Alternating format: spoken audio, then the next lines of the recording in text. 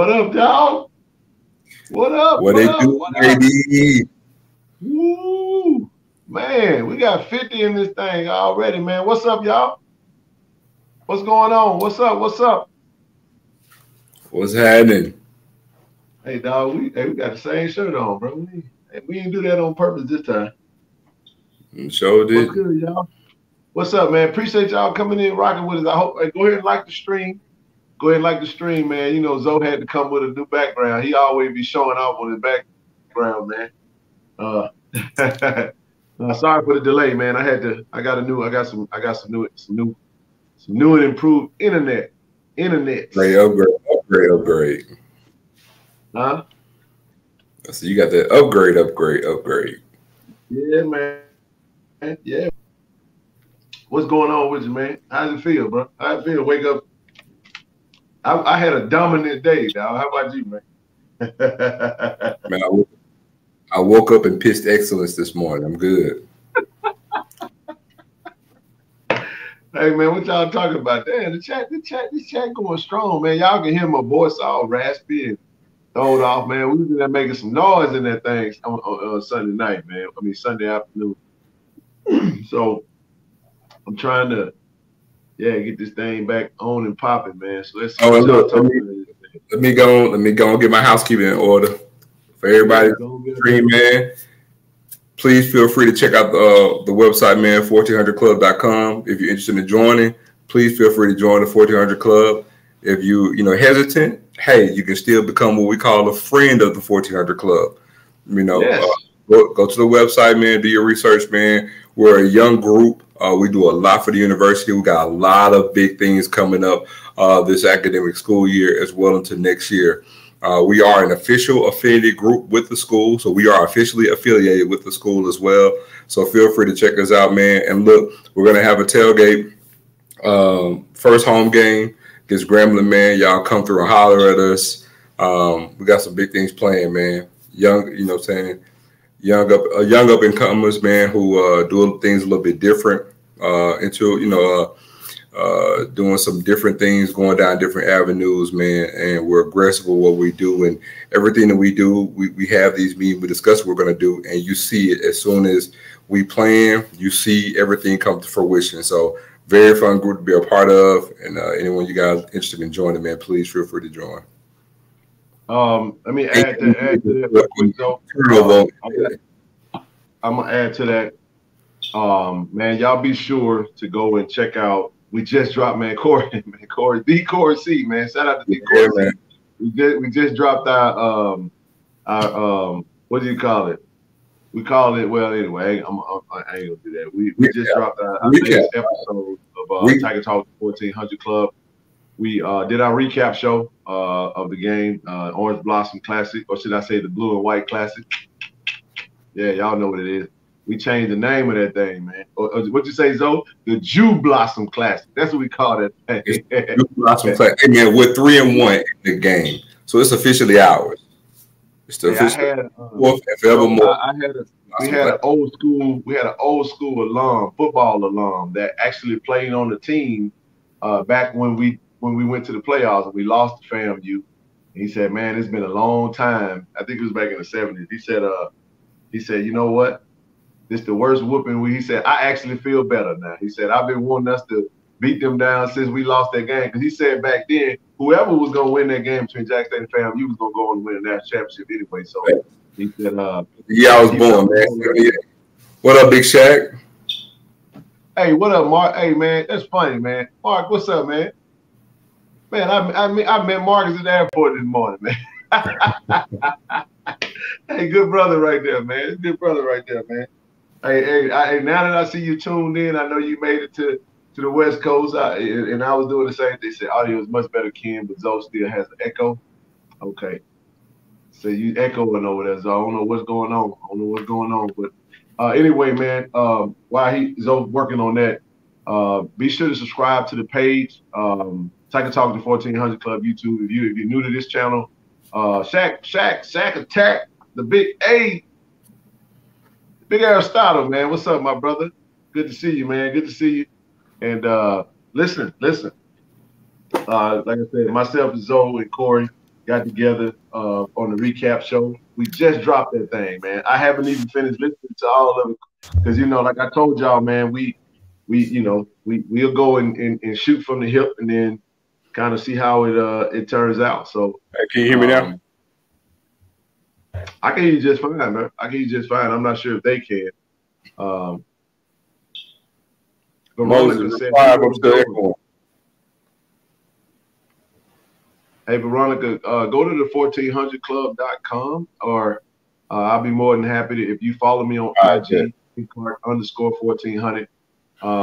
Feel free to inbox me and I'll be more than happy to direct you in the right path. I mean, like I said, we like I said, it's a Jackson State affinity group, like Zoe said. We doing some big things, man. Matter of fact, we got some stuff coming down the pipe, though. Some big stuff. We can't let that out just yet. But this is not hyperbole, like for real. We got some major stuff happening, man. We got some major stuff, and it's so major. We got to really sit down and regroup as a unit and put a game plan together. So you might see some heavy hitters, man, come to Tiger Talk. So just you got to be subscribed, though. I got it going down the bottom of the screen. Tiger Talk with the 1400 Club. Hey, man, we appreciate you guys. We got over the joining fee. All that's on the website. It's all on the website, Bishop. I don't want to make it a Tiger Talk, but here's what I will say. Like Zoe mentioned, if you guys are going to be at the first home game, we actually going to have a Tiger Talk with the 1400 Club tailgate. And that's going to be probably the best time.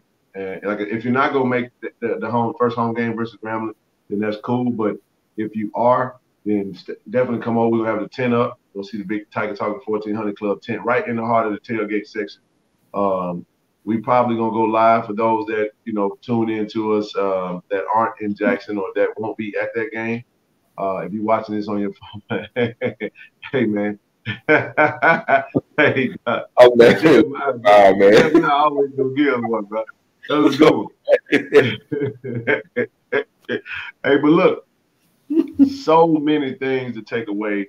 Man, we came to you guys Sunday night after the game. We came to you guys on Tiger Talk with the 1400 Club. Got to go tune in. Great show.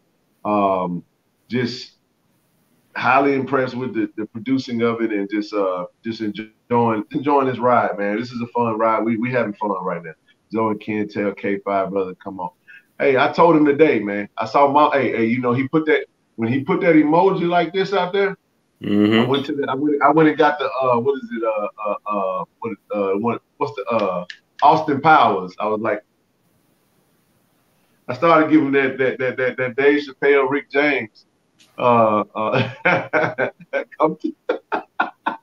That's it, right? Come on home. I know Boulder, Colorado, man, is a great football town, but hey, man, no place like Juice City, man. Ain't no place like Juice City.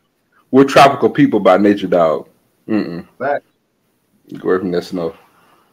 But hey, man, we got to get into some recap though. But before we touch on everybody else, we're gonna blaze through the results of week 1, and then hey man, have some of that. Hey, I gotta get that. Hey, dog, you see what he put out there? Hey, merch coming soon, dog. Merch coming soon. I'm telling you, dog. I'm getting it now. I'm getting it. I'm gonna go get that made. I done connected over with a couple folk that say they can put some nice little, I don't know, man. We might do just Tiger Talk with the 1400 Club on the front. We might have a different logo on the back, depending on what color it is. We might, hey, you looking at one of the creators of the what is the matte blue helmet? Which helmet did you do? Helmet won 2014. Yeah, man. Zoe and Greg definitely were the ones that designed that helmet, and I didn't know that. Whiteout helmet too. Which one? The whiteout helmet too. Yeah, the whiteout helmet. That was. Oh yeah, that's right. I mean, good stuff, man. We gonna come with it, man. We gonna come with it. We gonna ride this wave. We gonna take it all the way. So, one more time, man. We got 150 in the room. Like I said, appreciate you guys for rocking with us. A little late. I had to get my internet reinstalled, man. I feel good, man. I got me a. You should. I got me an extender in my office now, dog. I'm feeling what do you say, man? I feel like I'm in the 21st century, 22nd century. I don't know shit. I feel like I'm up to date now. My internet speed was trash. You saw that thing when I sent it to you, didn't it? What? Yeah, it's Gucci now. Hey, that thing rolling fast now, bro. So anyway, man, like I said, you guys go tap in, tune in, and hit the subscribe button. Hit the subscribe button, hit the like button on this stream. Let's get into it.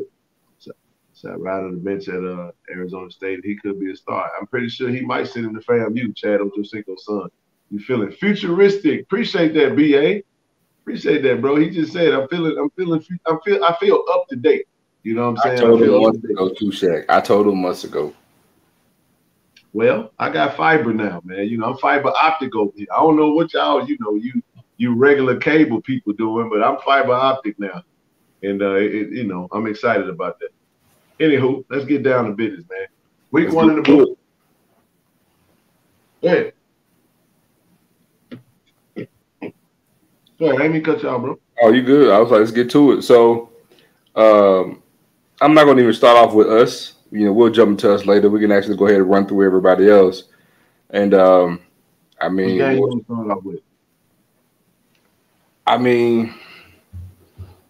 it's so much to say, man. I mean, we could jump off the porch. Well, I mean, you know what? Let's get the easiest thing out the way, because we really have nothing to add about Southern. So we can go ahead and start there first, because we're gonna breeze right through that one. I mean, it's like literally like two sentences. We can move on to the next game. Play the NIA school, and look, beforehand, I did make a statement, and I said what they had to beat them by 60 points, because if it wasn't, it was a moral loss. So they won 82-0. So there's nothing to add. They did what I suggested they do. We can mosey on to the next game. I mean, 86-0 is my goodness, man. BJ Jones had a really cool spaces tonight. Had a chance to stop in and tap in with him. And like you said, they D line average about 235, 240 pounds, right, on the D line. So that's high schoolish. I mean, anytime. And then he said the starters were pulled after the first quarter. So shout out to Southern with the 86-0. That means that LSU ain't gonna have no mercy on them. Well, hey, hold on. I'm glad you mentioned it. All right. I thought about this today in regards to Southern. LSU lost their first game. Yes, sir. Their best players talking about hitting the portal. There's a lot of unnecessary chatter within the program, a lot of mess going on. What better time than to bring in a cross-city FCS opponent? If they have the opportunity to take Southern to the woodshed, they're purposely going to do it. They will. Because of everything else that's going on within that program. Strange things happening down in Baton Rouge right now, though. With Brian Kelly, they had the reporter today told came in late. Came in late. If you win, they'll come in. I was like, ouch. Because I'm telling you, it's tense down there, and their fans are going crazy. And I'm telling you, they're purposely going to make a statement. They have to look great against Southern, and they're going to do it. They're going to try to put 60, 70 points on them. I'm telling you, because they have to. If that game was even remotely close, can you imagine the firestorm that's going to happen? It's gonna get ugly for Brian Kelly real fast. That little fake Louisiana accent ain't gonna be able to help him none. That dude came in and immediately had a man. Come on, dog. You playing, bro? All of a sudden, you done spent all your time up north, and now all of a sudden you a whole Louisianian. I think that's how you say it. But like you said, bro, we ain't I think they're gonna bring Southern back down to reality. We not previewing, but 86-0 Southern. And I tell you what, man, let me do this though. Let me go ahead and I'm gonna go ahead and add it so you can see the scores, and then we'll leave that up, and then we can talk about it from there. I tell you what, it definitely doesn't help when your best player is saying that you're a fake Ed Ordru. I mean, he gone now, man. And so he did jump in? Mark said Louisiana. So Boutte, he did jump in the portal? Yeah, he's in the portal, man. Wow. Sorry about that. I just got to add this little banner. Hey, man, we put that back up there real quick. But you know what? I'm not going to pretty much down the fact that Southern played them. I mean, they did what they were supposed to do. I mean, to me, it's like the next game, they're pretty much 0-0, even though they played the game. You know, it is what it is, but they did what they're supposed to do, playing an inferior opponent the way they did. The only thing about it is, I'll just say they didn't learn anything about their team. So here's the thing, bro. All right. So we'll do it this way. Southern 86-0, man. And I'm saying the reason why I'll say it this way is because if it was us, Southern doesn't get a pass, bro. Because if it was us, we would get absolutely destroyed. Now you can't have it both ways. You can't have it to where their recruiting is on par with us. Their team is gonna beat us. You can't have it that way and then play basically a high school team and then beat them 86-0 and not get. So yeah, anyway. Like BJ said, that game didn't really count to him. He's not. You get nothing from him for playing a Florida Memorial, bro. It's like, yeah, dog. Well, like what I said. Next week they're 0-0. All right, let's jump right into the Bethune-Cookman Miami. The other game in Miami, Bethune-Cookman versus Miami. Couple of takeaways that I had. Shout out to Jalen Jones. Jalen looked pretty decent. Bethune-Cookman was had an uphill battle, man. I mean, Miami had a really good running attack, good quarterback play, Van Dyke, and I'd say the takeaways was Jalen Jones was a bright spot. I think they found their quarterback. Now, can he take them far? Can Jalen Jones take the Bethune-Cookman Wildcats to a winning season this season? I mean, that's going to be the thing that'll be determined. He looked pretty good. He looked a lot more polished.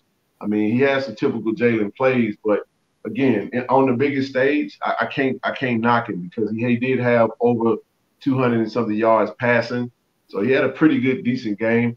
And but 70-13, man. What's your thoughts on that? You say they had an uphill battle. I say they had a battle up Mount Everest.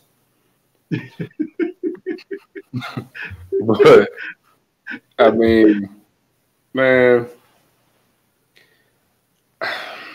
it's to me, man, it's kind of hard. You know, I know we say, Jalen showed some flashes, but I mean, man, they were so far behind the gauntlet when you saw the flash. So was it really a flash?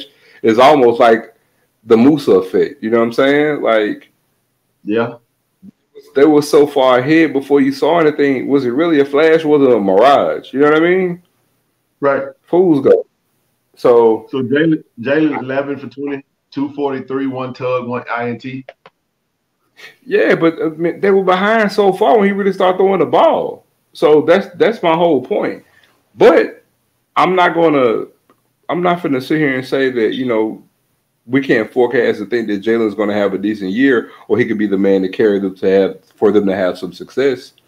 You know what I mean? It's almost like we just gotta kind of wait and see until the next week. And that's why I would rather, for example, like Alabama State playing Miles, which we can segue into, I would rather Bethune-Cookman have played that game, and you can gauge what you're going to see from Jalen or any other team, or Southern for that matter, the next week. But, I mean, this right here is just – it's killing you in every way. You're not just losing the game. It's killing your stats. Look at FAMU right now. It's killing your stats. Yeah, I don't. I gave my take on the money games, man, and I won't be redundant and spend too much time on that tonight. I wanted to just kind of we'll do a quick recap because we're gonna spend the bulk of our time talking about that ass kicking that we gave FAMU. Oh yeah, we ain't coming up off that for no. We gonna and then we're gonna preview what's coming down the pipe for us. Like I said, at the end of the day, we're gonna touch on the other teams that played, but you did mention Alabama State, Miles. Hey, last time we previewed, we talked about D. Davis, man. D. Davis being special. D. Davis getting hurt this game, so what I tell you, When I tell you about running quarterbacks, you got to have a quarterback that injuries can happen at any time, but the probability is very high for quarterbacks that are dual threat, that are runners. And it looks like he had a shoulder injury. I don't have the injury report for D Davis, but Crawley came in and I've heard shoulder and I've heard ankle. Wow. So when you look at Crawley came in 9 for 18, 162, 1 tug, 1 INT. Pretty pedestrian, but when we looked at that game, we was watching that game, it was 21-0, and all of a sudden they never scored again. So 6 turnovers. Oh my goodness. Wow. Okay. Well, that tells you everything you need to know about that game. Moving right along to the next one. So let's jump down to Arkansas Pine Bluff and Lane College, man. Lane College gave Arkansas Pine Bluff a really good fight, man. My goodness. I mean, Skylar Perry, 16 for 27, 222, 1 tug, 1 INT. But look, man, Huntley for Lane College, though, 5 for 21, 328 yards, 3 tugs, no INT. They running back, 22 carries, 88 yards, 2 tugs. Wide receiver, 5 receptions, 110, 100. Look, 1 tug, I mean. So what I'm saying, man, Lane College actually had, when you really, oh my gosh. I was about to say they had the better stats. No, they did not. K. Britton, the running back for Pine Bluff, 31 carries, 237 yards, 3 touchdowns. So this was basically a slugfest, but I mean, UAPB got the dub, man, but they struggle with Lane College like this. I got PB finishing last in the West, so this is about right on par with what we have. I tell you what, looking at that quarterback stats, 5 for 21, you know what they tell me? Man, we in the street playing ball. Hey, bro, go long, hit you by that Lincoln. No. That's a mistake on my part. 15 for 21. My bad. I was about to say 5 for 21. That's straight. 15 for 21. On the long bone. Oh, 5 for 21. It's that 999 scene, baby. Go for it. No. You good, but the one thing on those stats, bro, and it's gonna speak to Pine Bluff for the rest of the year. Man, if Lane is putting up yardage and points like that, man, they ain't got no defense. Hey, listen, bro. I got some. This is gonna be ugly right here, bro. It's gonna be ugly. We gotta talk about Grambling versus Arkansas State, man. I had Grambling finishing second in the West. Yard. I gotta give a disclaimer. Yard. We still gonna be cool after this, but I can't lie. I'm not gonna lie. Hey, look, man. Look, a lot of people said it, but look, I'm gonna read you some stats for the Grambling game. Oh my God. Quarterback Q Hawkins. This is the leader of the whole day. 3 for 7 for 46 yards. Quarterback number 2. He ain't registered. It's bad, Zoe. It's bad, bro. Here's what we'll do. Jay Calvez, 1 for 10, 6 yards. 10% completion percentage. Oh my God. Chase Amy, 0 for 1. So the Grambling quarterback coalition was 4 for 18, 52 yards, 1 INT. Man, Hugh Jackson putting them quarterbacks like Samantha Apollo, huh?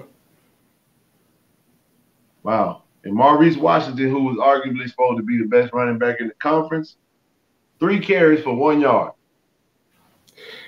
I got a theory on Maurice Washington, dog. You know I can't trust no black man with a shag, dog.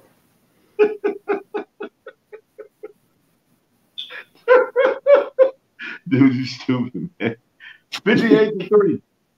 58-3, man. All right, let's see. That's enough about that, man. Arkansas, Grambling. I see Grambling taking another L this weekend versus Northwestern State. I know they gonna ride with the G, but the G gonna get a dub, a dub dropped on their head. See, you know what? They done made me out a lie. See, about 2 weeks ago, what did I tell you? I said, hey, that G means gradually better. I lied. That G is for garbage, dog.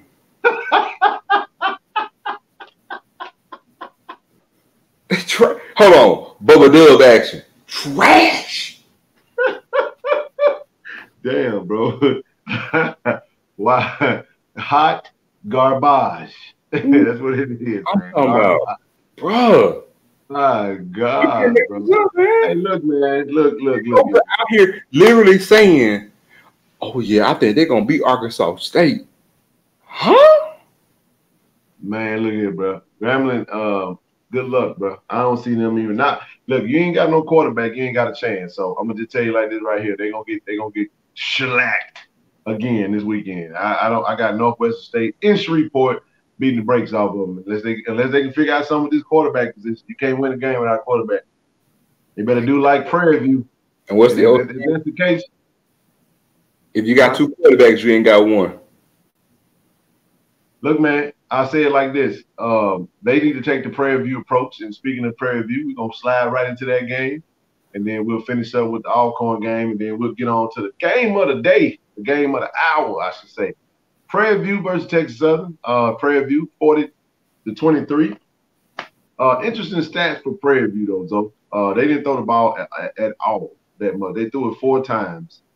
And I know it was some elements out there, but Trajan Connolly, he was 0 for 5 with 1 INT. But Andrew Body, who's supposed to be the second best quarterback, I thought he was. I still say he is second best quarterback in the conference, arguably. But he got to go out there and prove it on the field. He was 7 for 17 for 53 yards and 1 INT. I'm gonna tell you something. This outside of Jackson State, this was the biggest statement of the whole entire weekend. Also, the fact that Prairie View only ran the ball, but that was by design. It had nothing to do with the elements. They saw something on film, and this is per the players and the coach. What I tell you, dog? They saw something on film, and they rolled with it. But here's the thing where I mentioned Andrew Body. The fact that you have all this praise as the second best quarterback, because here's the thing. No matter what Prairie View did with having the success that they did, they scored. Andrew Body got the ball back. Prairie View scored. Andrew Body got the ball back. Yep. He did. And so you're facing a team that did nothing to your team but run the ball, and you could not match a running team score for score.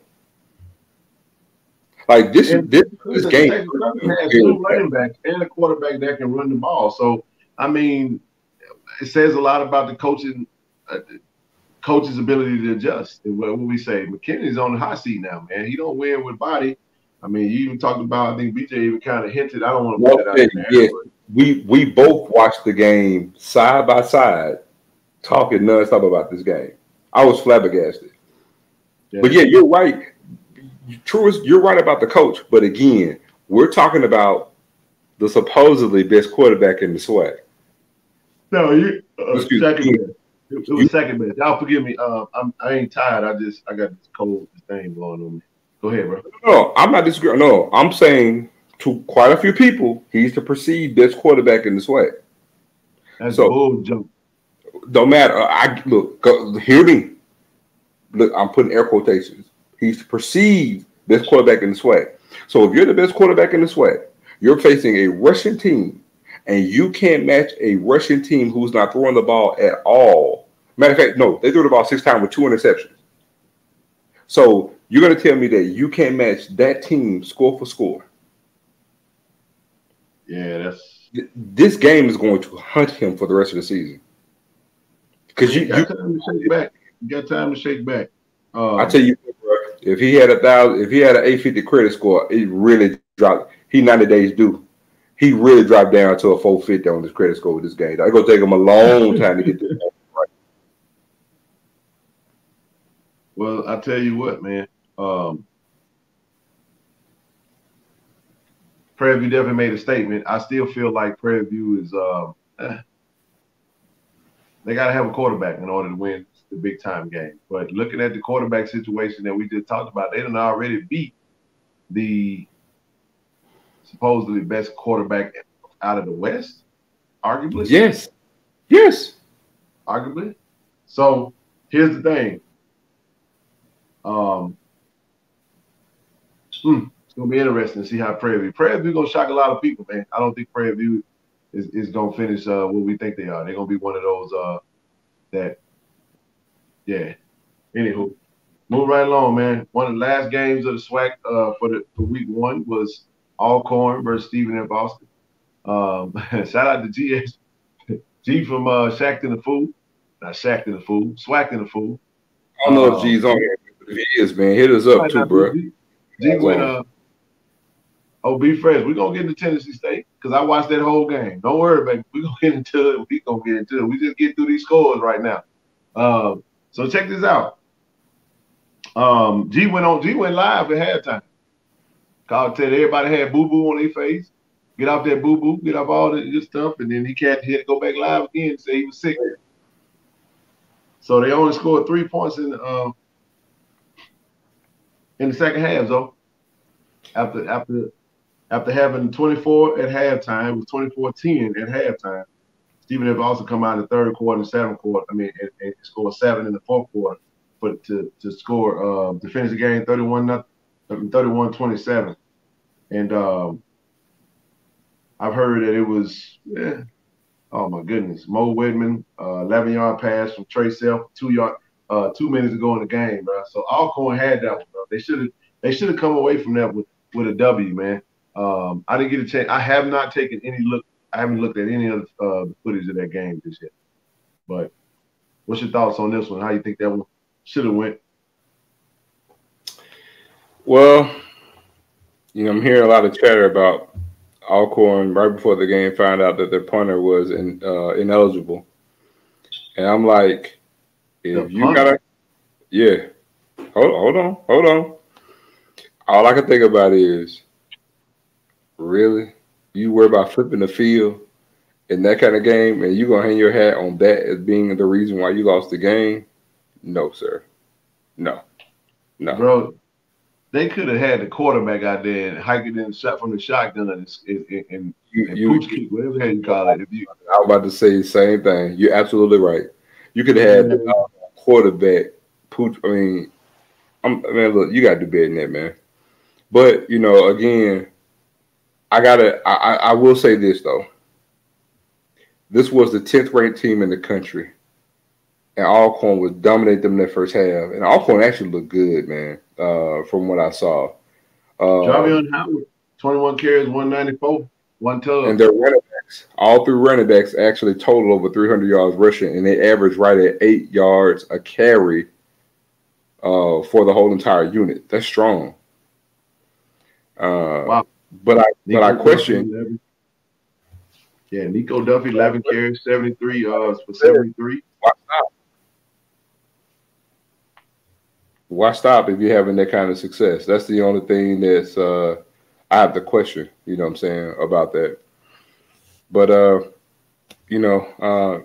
non-conference game, they could learn a lot from and actually get better for it. So quarterback kind of left me, a little. I didn't really get much from them. But man, first game of the year, horrible weather. They had a weather delay, so it's kind of hard to gauge in a way. I guess we'll really learn more about them this weekend. Sounds good, man. All right, man. It's time to get down to business now. Now we got to get the people what they came for. Hey, I'm sorry, y'all, man. I try to do this. I try to keep it fair. We want to touch on it and just kind of do a quick recap of the week. But man, it's like when I talk about the other school, with all due respect, man, I be bored out of my mind, man. I'm true blue, man. Now I'm gonna perk up because it's time to talk about us. Now we got that bull junk out the way. Let's get down to business, man.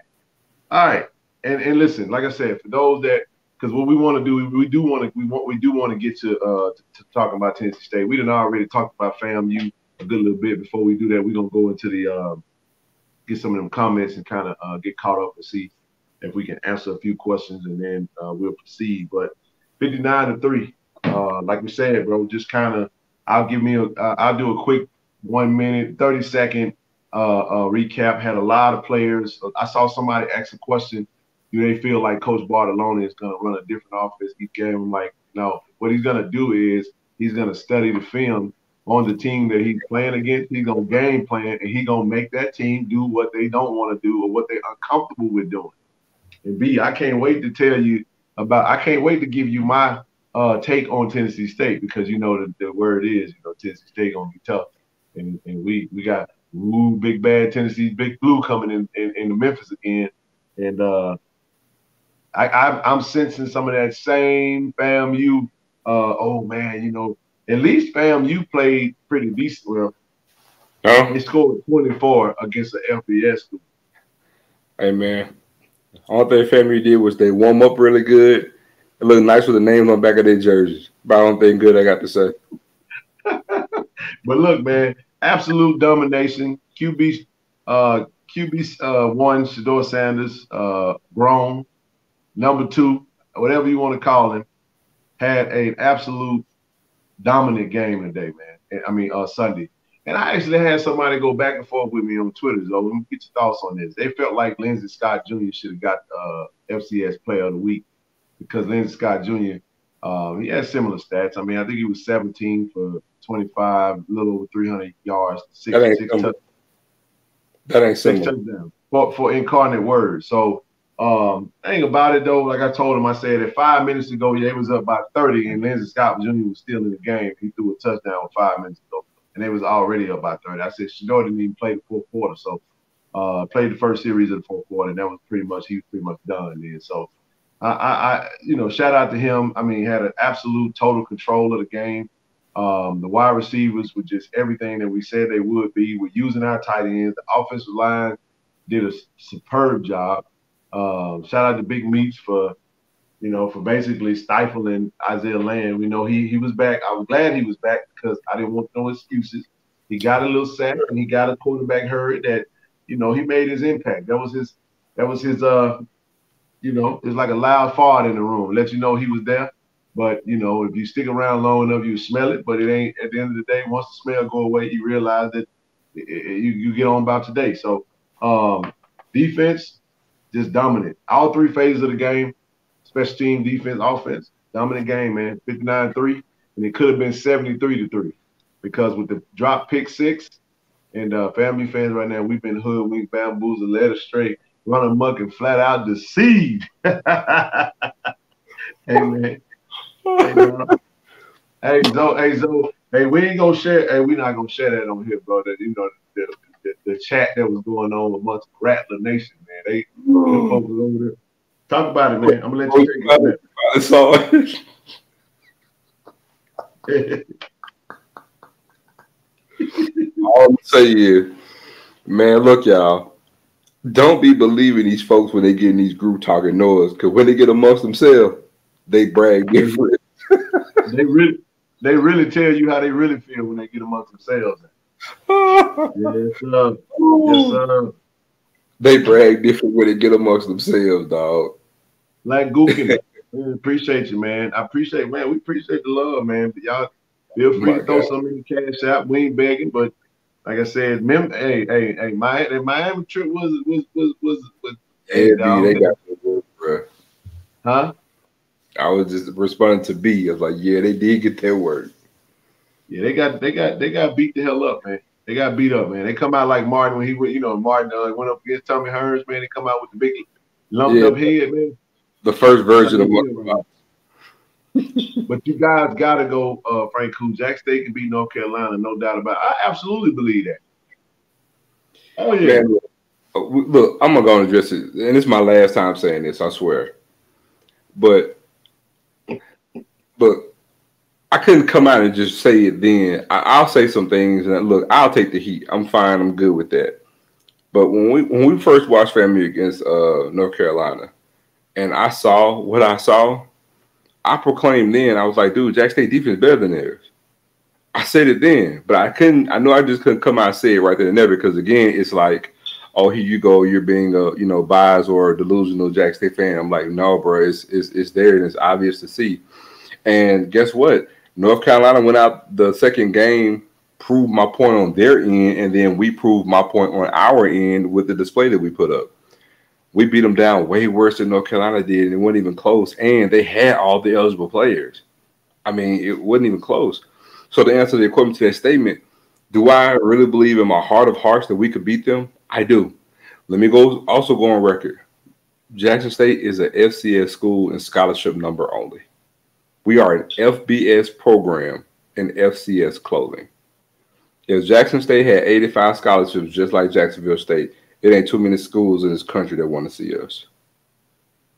What do you think about, and this is off topic because now with that success is coming the pull for Coach Prime, because now every time someone sings his praise, they talk about, oh man, he's gonna get his, surely he can coach at the next level. It's like they and I think we just gonna have to be okay, just as a base, we're gonna have to be okay with the poaching of our head coach, because he got a lot of praise, man, from this game and just the absolute dominance of what was on display. Like I said, we got 2 videos out there, man. We got the immediate after the game reaction from Sunday night. And we also got Tiger Talk with the 1400 Club show that we just dropped. So we're going to move right along, you guys, and come up off FAMU. There ain't much else we want to say. We want to get into Tennessee State talk. But before we jump into Tennessee State, we're gonna go ahead and we're gonna do some. Let's see if we'll take a couple of questions from the comment section, and then we'll jump into Tennessee State. How about that? Markel won't be in Memphis, bro. Won't be in Memphis. Making plans. We'll be in Jackson for the first home game. Like I said on multiple streams, I actually have a commitment that I have to fulfill this weekend at home here in Cali, and then I'll be heading out trying to make the golf tournament. We'll see. Appreciate that, Nook. So we at this point we got our eyes. So does anybody know? We got to figure out if we can how we gonna watch that game, man. I gotta. I haven't had any success just yet trying to figure out. Well, I can tell you one avenue already because they do it every year. Shelby County School is going to broadcast live on Facebook. They do it every year. They've done it for the past 4 years. Because every time I haven't attended that game, I've watched it on Facebook. So we definitely gonna be tuned in. It's a little different. They play the same commercial over and over again. If you can suffer that to be, then you'll be all right. You just want to watch the game. It's gonna be good, man. Call it so. It's all on tape. Our offense attacked them just like Ken said we would. Respect. Appreciate that, Kendall. Hey, we know a little something. Know a little something, man. For real. We appreciate that. Black Gookin. Hey, man, he coming through. Coming through for us, man. Appreciate it. YouTube TV, JSU Network on TV. It's definitely on Roku, the apps or whatever. Anyway, let's jump into it, man. So, last Southern Heritage Classic. Last for us, at least. Coach Prime talked about, he kind of went on a rant a little bit, man. Y'all was on a rant. Yeah, he went on a rant a little bit about classic games. You know what I said, bro. I jumped right into it, man. I'm drinking the Coach Prime Kool-Aid right now because this is our time. We hot right now. You know what I'm saying? So I like the idea of not playing any classic games. Give me 6 or 7 home games in Jackson. And I'm content with that. You know what I'm saying? If some kind of way we could pull that off, that'd be great. Ooh, somebody said I heard JSU TV Network. That's what I always thought. I did think that we were supposed to be covering that game. Yes, B, I absolutely did see that. I know we jumped on FAMU. Matter of fact, did you see everything that got put on BJ Bowler? BJ Bowler should have just he played like he was in Ellis. He played like he played like he felt like he was supposed to be out there. That boy got blurred on. The last 2 years, man, we straight up got a highlight reel just from the last 2 games against Jackson and FAMU. On BJ Bowler alone. BJ Bowler had multiple touchdown catches on him, man. Anyway. So anyway, Tennessee State, man.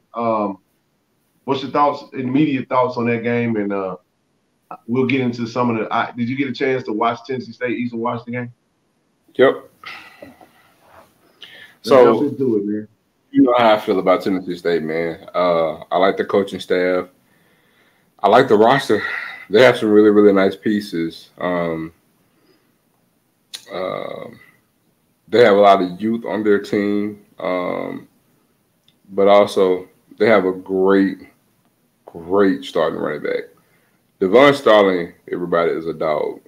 He's a real dog.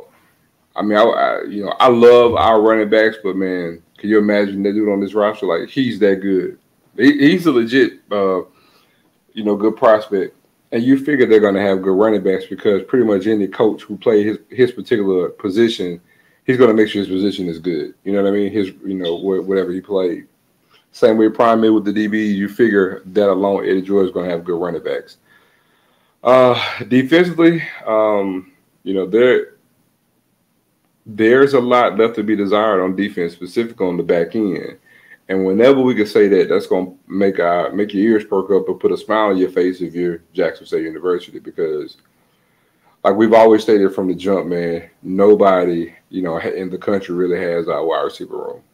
And we put that on display with 12 receptions against FAMU. And so if you're not strong on the back end, knowing how strong we are at receiver, it's not going to really work out in your favor.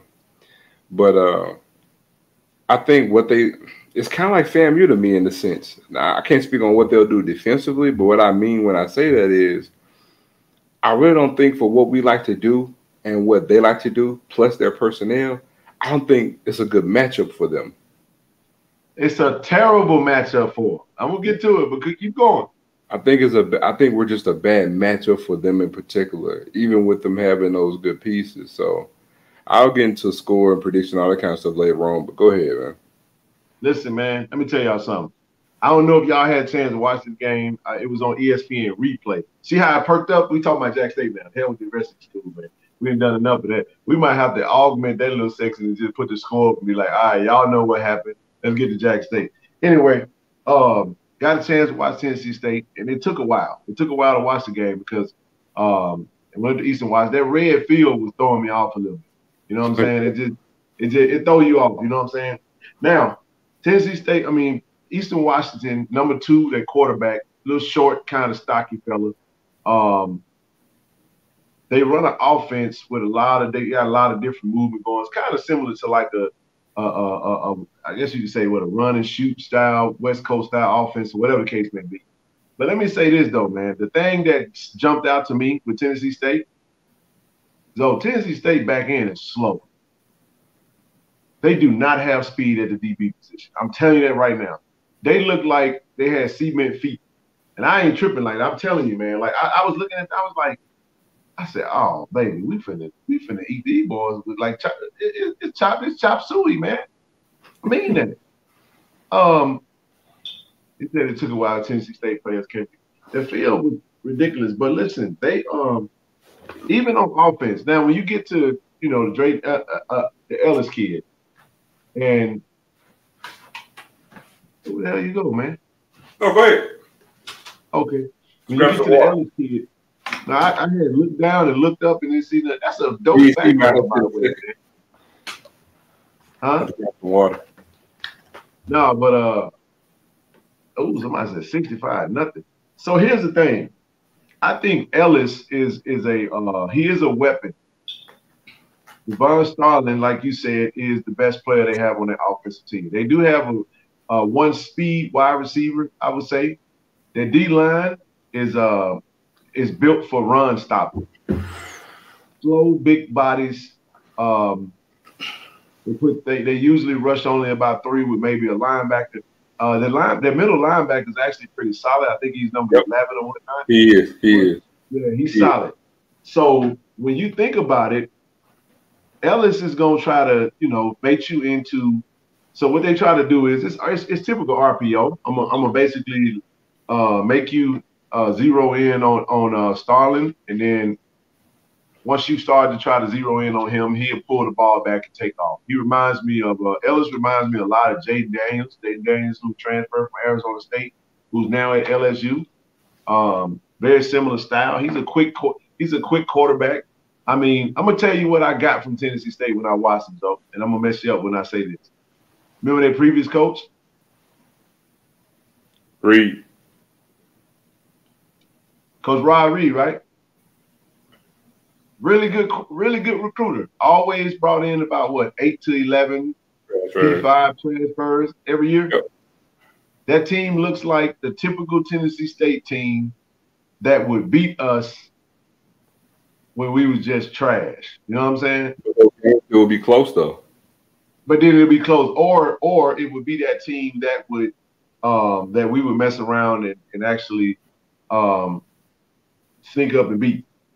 So what I'm saying is this right here, man. I watched that game and I'm seeing, my gosh, Eastern Washington wide receivers was wide open, bro. I'm telling you, man, they was wide open. And listen, don't let that see. People look at the score, because see, when we looked at the score, I wasn't watching the game. I was like, oh man, Tennessee State winning. Go back and look at how they scored their first touchdown. Their first touchdown was a dead play where they running back runs into the hole zone. Big boy comes and grabs him and tries to sling him, and the boy landed on his feet and took out running up the sideline. The second touchdown was a screen pass, bro, a wide receiver comeback screen. But basically, it was missed assignments, bad angles by Eastern Washington. Wide receiver runs up the sideline. Basically, it was basically two plays that shouldn't have actually transpired. So really, that game really wasn't as close as people like to put on to make it think it was. Oh, it was close. It really wasn't. It was. Then the next touchdown was Devon Starling, couple of broken tackles, missed tackles, that led to more points. That's how they got 19. And that I think the last touchdown was Ellis on the RPO, quarterback keeper. Yep. But when you look at that team, I'm saying, like, everybody keep talking about what they doing. Listen, you show me, they got to account for us, man. And you saw what was on display on Sunday. You saw what was on display. And I'm telling you right now, fam, you got a better defensive line, in my opinion, a better defensive line than Tennessee State. Well, here's the thing that's going to stand out about us, all right? And this is where I see it when it comes to the two teams. Jackson State defense is faster than Tennessee State's offense. Period. Now, Jackson State's offense is faster than Tennessee State's defense. By far. The other thing, too, and this is just going off, just watching the film. You know, tape don't lie. We got to remember, man, as good as we looked, you know, in that FAMU game, we had 11 penalties for over 100 yards, right? And we still dominated in the fashion that we did. Also remember, people, it's our first game. Ken, when does every team make their biggest jump? Game 1 and 2. Roosevelt, the elements is supposed to be raining. Nothing else. Nothing else.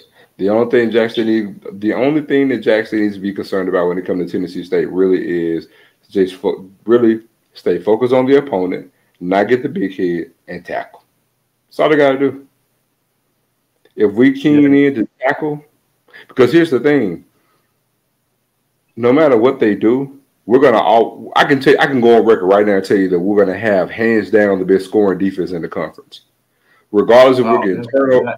That's without question now, boy. Look, hey, we talked about that in our preview of the season. We talked about how we got off to a slow start with actually creating turnovers, and we felt like this team was going to be a heavy turnover machine. And a lot of what we saw transpire, a couple of names that jumped out to us was one name in particular we mentioned on the show. Like I said, we ain't going to give you guys, we ain't going to steal our thunder. You got to go tune in. Jarente Davis, strip sack. He was one of the ones that come from Middle Tennessee State, where he was actually, I think he had 7, maybe forced fumbles. I mean, they were the number one, I would say, Power 5 team that created turnovers. So when you get 2 players off that roster with great JD, Jarente Davis, and then you couple that with the players that we already got, I mean, it was a thing of beauty, man, to see them create the turnovers that they did. And they flew around, man. They was flying around, man. They looked like they was having a lot of fun. And I'm telling you now, I don't see it being no different. If you remember when we played Tennessee State last year, I mean, it was a sack party. Now, I know they had Jeremy Hickbottom, and now you got this young man who can get a first down with his feet, and he can break one. And I'm telling you right now, man, looking at what I saw, I think people are overselling this Tennessee State team more than what people think they are. I think this Tennessee State game, I don't think it'll be a FAMU score because I think style of play is different. Style of play is different. I mean, they have the running back that could get in the touchdown a couple of times. I don't think Tennessee State will not score more than 2 times in the game. I can tell you that right now. And that means they're gonna have to be, and that means whether it be a field goal or touchdowns. So I'm saying I don't see them scoring more than twice. Well, so that means that they either gonna have 6 points, they're gonna have 10 points, or they have 13, or they not 13. They'll have they can have 13 or 14, but they won't score over 14 in this game. Well, the main thing we got to realize is that we're going to have an obvious mismatch every single game we play, and that's going to be our wide receivers against anybody else DB secondary. That just is what it is. That's not being biased. That's just fact. You know. I mean, they got safeties that move at the speed of linebackers, bro. I was like, these dudes are unbelievably slow. And look, with all due respect, I respect the Wes Welkers of the world, the Julian Edelmans. That's what Eastern Washington had a lot of, those type players, Cooper Kupp style. These are some pros I'm mentioning. But there was times, though, where the tight ends, and, they were wide open, bro. And just the closeout speed. They looked like they was moving in slow-mo. You know how you play a video game and you done used all your turbo up? And they started running just regular? That's how Tennessee State looked, bro, when I watched that game. If y'all don't believe me, go do yourself a favor and go watch the game. It's on ESPN replay. I'm telling you right now. That team is not as complete as you think. They got a couple of good pieces, but that defense is going to have it's going to be a nightmare of a day for that defense. And the only way they stop us is if we turn the ball over or we do something that harm ourselves. But I don't think it'll be at the hands of that defense. Also, too, again, like I said, we have the obvious mismatch with our receivers and their DBs, but also tight ends, just personnel groupers we could put in. And we haven't even touched scratched the surface on like the different package that we're going to use, different formations we're going to use. Even like when we got in the last goal line section, how we use 3 tight ends, on that last touchdown, And I don't really think most people even paid attention or even noticed that, And the fact that, your third string tight end actually ended up getting the touchdown and the number 1 and number 2 doesn't. You know what I mean? And, I believe offensively we're just entirely too versatile for them to handle. Because, again, when it comes to stalling, you're going to have outstanding quarterback play from a quarterback who could do some major quarterbacking to beat this Jackson State team. That, and you're going to have crazy pressure on Jackson State to really rattle Shedeur. And I don't see Tennessee State doing either. Hey, Money, I'm already there, man. I am a fan of Santee Marshall. I ain't gonna change my I stand by my position. But I was so impressed with the way that young man runs hard, man. Yeah, he's a little dude, man. He's a little dude, but my goodness, he runs hard, man. He runs about as hard as any running back that I've seen all year. So Santee, man, is a very hard runner, even despite him being a little, size challenged, I'd say. I say where the tight end from South Carolina was. He's rehabbing and he'll be back soon, man. He had an injury and he'll be back soon, man. It says the ball gets slick when it rains, which causes turnovers. That has nothing to do with whether they are playing on grass or turf. Yeah, that's true. Santee got a heart the size of Texas, man. Got a big old heart, man. But I want to do something real quick. Let me pull up the stats of this game. And then we'll move on. I want to pull up the stats too. Go ahead.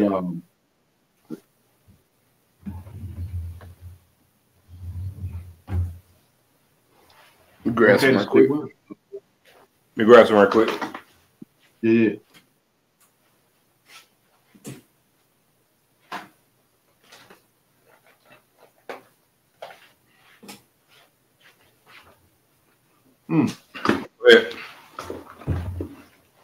So Draylon Ellis, I mean, he had a good game, man. He was 17 for 27, 257 yards, 2 touchdowns. Devon Starling had 25 carries, 207 yards, and 1 touchdown. So he rushed for over 200 yards. So, I mean, it's clear what they want to do. You know what I'm saying? But look at this, though.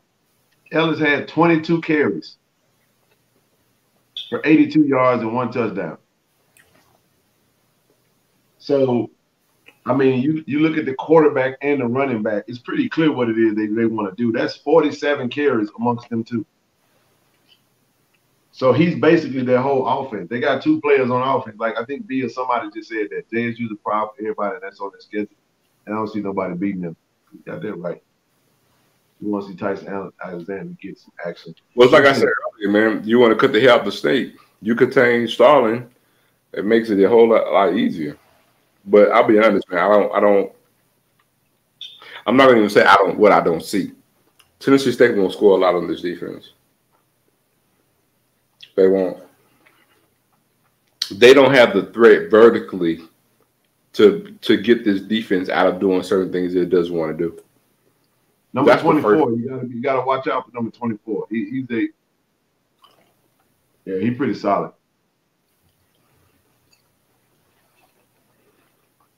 And you know what else?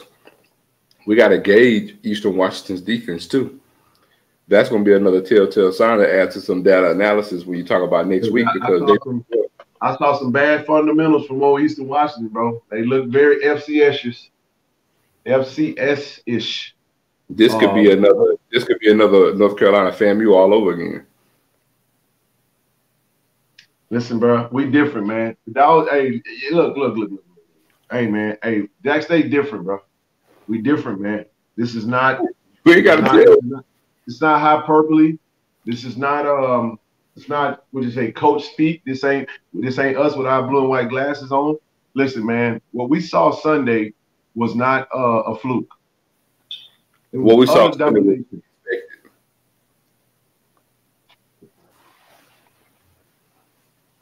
Facts. It's facts. So I see. You know, I don't really trust the elements. Before we went to Miami, hell, it was a 58% chance for a thunderstorm, and it was hot as as a mofo in that stadium, man. Yeah, folks passing out, you know, in the line beside us going to the stadium. Remember? Before we walked in that thing, it was a lady laying down, getting out passed out. Yeah. So yeah, I mean, we still gonna do our preview. So I'm gonna do a little bit more research. I mean, I think I'm gonna go back and take another look again and just kind of see what else is there. Cause we will do a preview, of course, and maybe I'm not sure. We probably will. So, anywho. Stream is open, man. We're gonna pause right there. Anybody want to come on, give some things that they want to talk about? If we missed your comment or your question, feel free to chime in on the stream. You can have your camera off, and we'll bring you on right with you for a second. Go from there. You good? Hey, if they want to have their camera on, let them have it on.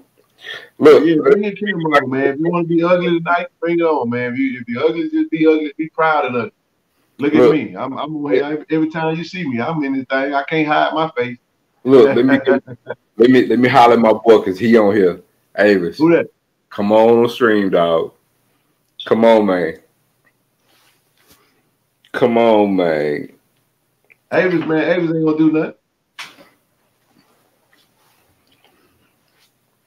Kodak 1911.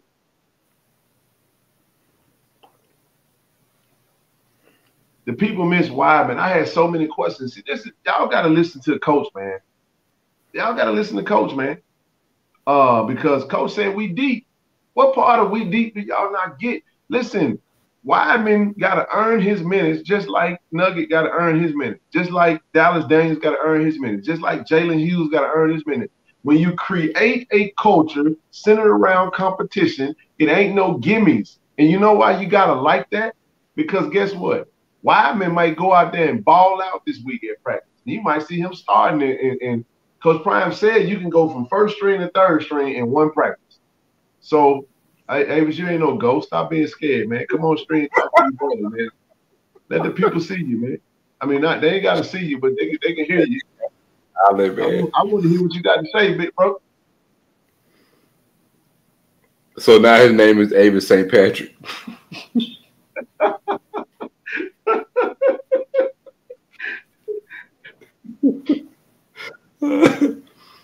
Yeah, man. Nugget, and Zoe and I had a great conversation with Nugget. Man, shout out to Nug, bro. We definitely rocking with you. Nugget is gonna be different.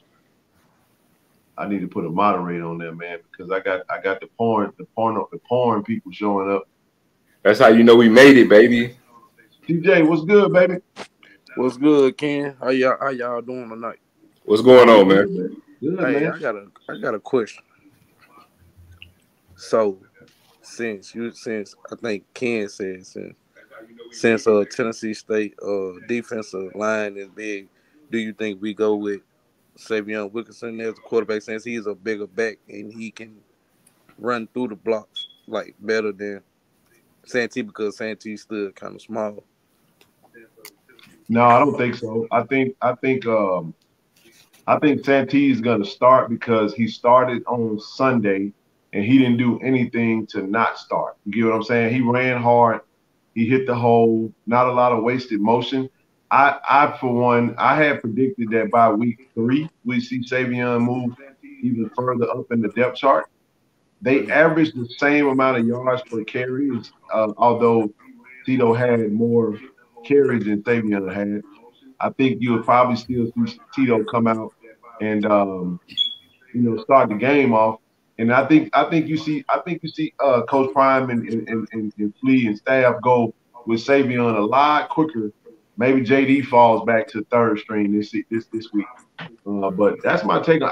I don't see them starting Savion unless he do something at practice that bumps Tito. But I think when it comes to starting, you have this spot until you lose it. You know what I mean? So yeah, I was actually gonna say, man, when it comes down to it, none of us can give that answer because that roster is really going to be determined between on a typical game week, Monday through Wednesday. Those three days are going to determine who's going to play. Once they get that, then they'll determine how they're going to be utilized. So we can't sit there and say who's going to start because honestly, man, we never know. Just like, and I even raised the question. They say, "Hey, we missed Malachi." I'm like, "How do we miss a wide receiver threat putting up 59 points?" Right. No. So what about Katron Evans? I mean, what's the status of Katron Evans? Same thing, man. Practice. Same thing. Okay. Competition. Matter of fact, if you guys have not had a chance, tune in to HBCU Game Day. They actually put out the press conference. It's about 15 minutes after the and he mentioned that. Coach mentioned that. We did. Did he mention him by names though? Somebody asked about Malachi Wideman. Yep.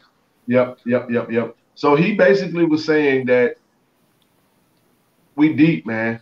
We deep. No. At the end of the day, about Nugget, and then Shador mentioned Wideman.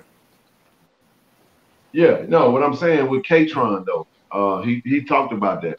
Mm-hmm. He talked about how it's not so much as something's wrong. It's just that we're not used to this. Here's what I mean. Not talking about you. I'm talking about me first. We're not used to being on a level where we got so much depth that it's an embarrassment of riches, where we can roll with a top 65 and have a whole lot more left in the cupboard. You see what I'm saying? That's what the Power Fives do. They stockpile talent. You feel what I'm saying? And wrap your head around this. We're an FCS program, and we choose to leave multiple 4 stars at the house. Okay, okay, yeah, because I was just, I was just seeing, I was like, well, what K-Tron Evans, and then I was like, I'm like, damn, we didn't miss him, but that's all I wanted, man. I just want to Oh, give you y'all a good? shout out, man. Y'all doing y'all thing. Jack Time in the house, Christian Yes, Brotherhood all sir. day, Brown Bottom, everything. Yeah. Okay. Appreciate it, man. We love when them Jews call in, baby. Hey, no doubt, man. Especially one of my brown bottom brethren over there, man. And I wouldn't say somebody said politics. There is no politics, man. Politics don't matter when you competing. It's about what you do on the practice field. You have to earn your keep, and that's how that goes. It ain't nowhere else to go. Let me How is add it? this. So here's what you don't want. You don't want players like Christian Allen and Jeremiah Williams and these young men that's putting that work in, earning they keep, and then we say, no, you can't go because K-Tron Evans is a four-star. No disrespect to K-Tron, I'm just saying, like, K-Tron got to go put that work in, and he got to earn his keep. Now, granted, we just so used to saying, okay, because this is what we used to do, though. We got us a K-Tron. We're not gonna go recruit a whole lot more tackles because we gonna roll with K-Tron. That's how it used to be. Coach Prime gonna go get 5 K-Trons and say which K-Tron gonna show up. It's gonna be Monday, Tuesday, Wednesday, Thursday, Friday K-Tron. And if Friday K-Tron is better than the other 4, then guess what? Friday K-Tron is gonna get the burn. That's what you want. Well, let me put it to you like this. This speaks to how really, really the depth that we have and the good recruiting that we have. So we have to get out of this notion that, I'm privy to a certain player. Now, granted, Kid and I, we have our own favorites too, but I can honestly tell you there's not a player on this team that I dislike. I'm talking about like their game, right? That's how loaded we are. So I get it, because we're fixated on like, hey, man, I like Malachi Wideman. He's a good receiver. I like him too. The dude led the conference in touchdown receptions last year, and he didn't even make the trip to Miami, and we didn't miss a beat. K-Tron Evans is another 4-star that can plug the middle, but yet we didn't miss him. You know what I'm saying? We didn't miss a beat. And that's not a knock on them. It speaks to the depth. So here's the thing. It's not politicking. It's solely, hey, man, you got to handle your end to where the coaches can say, he going to play this week. Hey, Zoe, when prior to the season starting, when we would go to the social media page, didn't we see select players jumping off the screen? Mm-hmm. Well, I ain't saying no names yet. We saw certain players jumping off screen, right? Mm-hmm. Did them same players that we saw jumping off screen at practice, did they not go in the game and show out and get their shot? They did the same thing, man. We saw Rico Powell, we saw Dallas Daniels, we saw Willie Gaines, we saw Shane Hook, we saw Jeremiah Williams, we saw hold on, I ain't got the defense yet. You saw Bolden, you saw K5 who got the pick 6. Travis was nursing the injury, he back now. Again, my point is you earn your keep at practice. The game is won at practice. And if these cats are we so good at wide receiver, Mark Pope can't remind me. Yeah, that's true. That's true. I'm telling you, man, listen, it's 12 different receivers. And I was extremely happy to see Christian Allen make the trip. David Studstill made the trip. Just saying, man, Studstill balled out in practice. Balling. So if here's what I'm saying, listen. Look, but this is the biggest thing. This is the biggest thing. And I'm not saying this can't happen. But so not only did we have all that talent that we left behind, but have you heard anybody hitting the portal besides Mark Pope? Because I sure didn't.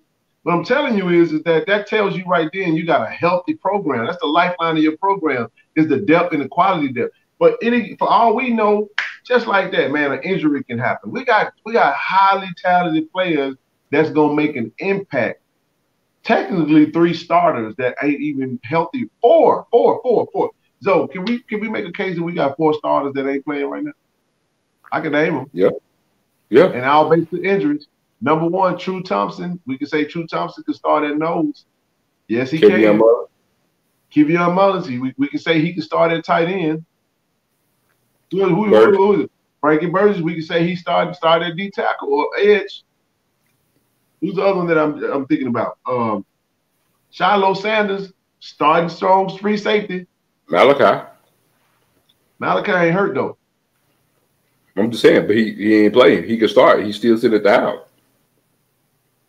Well, everybody at the house right now. So right now they have an opportunity to be able to earn their keep, man, and switch this thing around. So when you talk about that level of talent, you're talking about now you got players that are going to be happy to be back. They'll get acclimated after the injuries and kind of ease back into some things.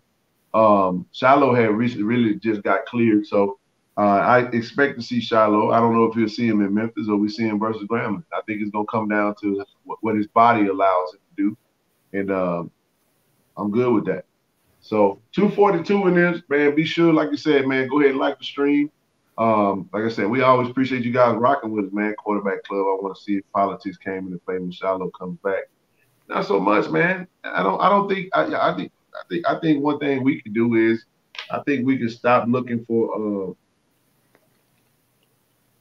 I got breaking news. Oh wow. I got breaking news. Go ahead and drop it. We just got it while we were sitting here. So everybody on the stream, breaking news. We just regained a 4-star receiver. Mark Pope is out the portal. While we were sitting here, you saw it right here on the live stream. I'm just telling y'all, man. Mark Pope, hey, man, smart decision, bro. Because I was affected by that, bro. Because that hurt my feelings. Because I was like, bro, don't give up your season. You know, stick around, man. Stick around. Thank you, BT. It's just for some people want pop. You know what? Let's do it like this. Because I got some shit I gotta get off my chest too, though. You know, I'm gonna delve into that. You know, because we love the foolishness now. But listen, you can make it be whatever you want it to be. At some point we're gonna stop messing with these people that want to create narratives. What we say, where my thing at? F your narrative, man.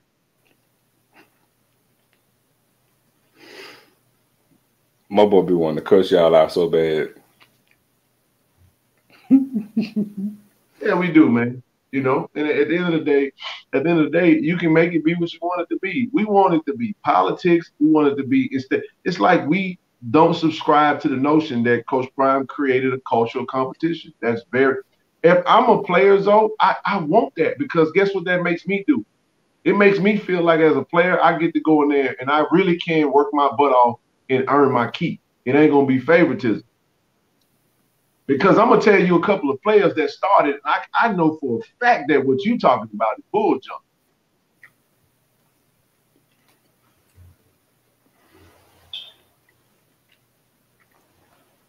And here's what I'm saying. I'm gonna name. Okay, I do 5 though. I'm gonna do 5 players that started on Sunday that proves to. You looking at, man? You see it. Oh yeah, I see it. No. Look at your phone. Huh? Look at your phone.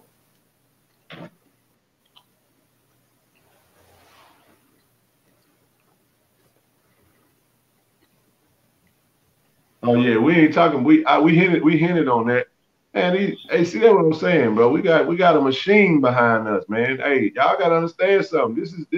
This thing is serious, man. Y'all gotta jump on board, man, and go and rock with us like y'all been doing, and understand that we about to apply some pressure, man. We're gonna keep it rolling. And look, if the folks that wanna create the negative narratives, then you go ahead and have your way with that. But at the end of the day, I just like the fact that Herman Smith started because I can tell you right now, man, I did not have Herman Smith starting at safety. I said Greg Great, I said John Huggins, and they start Herman Smith. Jalen Hughes starts at cornerback. But that goes back to everything we've been saying for the past few minutes. Herman Smith was balling at what? At practice. Yep. So you want that to be you want it to be that way. So Travis and Shador onto the lock spot. I mean, hey, yeah, pretty much. I would say a few more that have earned their keep, you know, more specifically, you know, interior offensive linemen for the most part.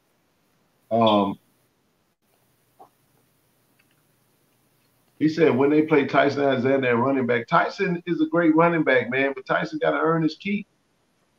I don't get excited. Coach Prime has made me not really get excited about being fixated on a name or a person. I'm saying like this right here. I trust our coaches. So I trust our coaches to the standpoint that whoever they roll out on the first string, bro, then that tells us who was balling that week. Yeah, I was going to say that. That's the main thing. And that's, just so y'all know, when I actually, like Miami, don't worry about the depth chart the program may have. As soon as we get there, we're waiting to see who the starting lineup is, because that's going to tell us, oh, that's who was balling out. And right. the first time we got that was when the FAMU game last year, because no one knew. Well, you know, we knew Cam was balling, but that's when it was like, oh. So then when he got it, he was like, oh yeah, this kid, Cam was balling at practice. He started, but guess what else? He's been a fixture in the starting lineup ever since, and you see what he's done. But watch this. Let's say, like for example, Cam got hurt the Southern game, banged his shoulder, came out. You put Huggins in. Don't drop a beat, because they have that type of competition at practice. Thank you, Samuel. Appreciate you, bro. Zoe just made the point. He said, Coach said you can go from 1 to 3 real quick if you don't ball in practice. So it goes from week to week, because you build your team where you don't have drop off even at the third level. And yeah, man. So we get enticed and we say, man, I had so many people ask me today, where's Weidman? What happened? What do you mean what happened? Nothing happened. Nothing. It's competition. Greg Gates would be good as well. Greg, great. Grate. Joker.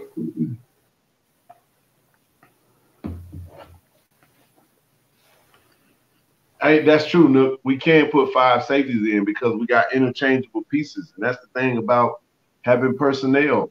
You got NFL coaches that build these rosters based off the ability to evaluate talent that can project to the next level. They look for intangible. They look for the certain metrics and certain attributes that they feel can translate. And one other thing, you guys, since you mentioned that, Ken, what you guys got to remember too is, and this is another thing, it's a caveat that we have over every opponent that we play, is we have an NFL coach that's sitting at home reviewing Tennessee State, reviewing Jackson State right now, setting the coaches up with a game plan. Mike Zimmer, that's Mike Zimmer's job as an analyst. By the way, that was not Tyler Brown. That was actually Demetri Jordan. I wanted to make sure I corrected that. So yeah, it was Big Meech. It was Demetri Jordan that got him up off. You know what? Since they mentioned him, we got to highlight this. Everybody and their mama kept talking about Isaiah Land, and everybody know we had issues with the O-line last year, and so we hopped up on what the new players that's coming in with this O-line.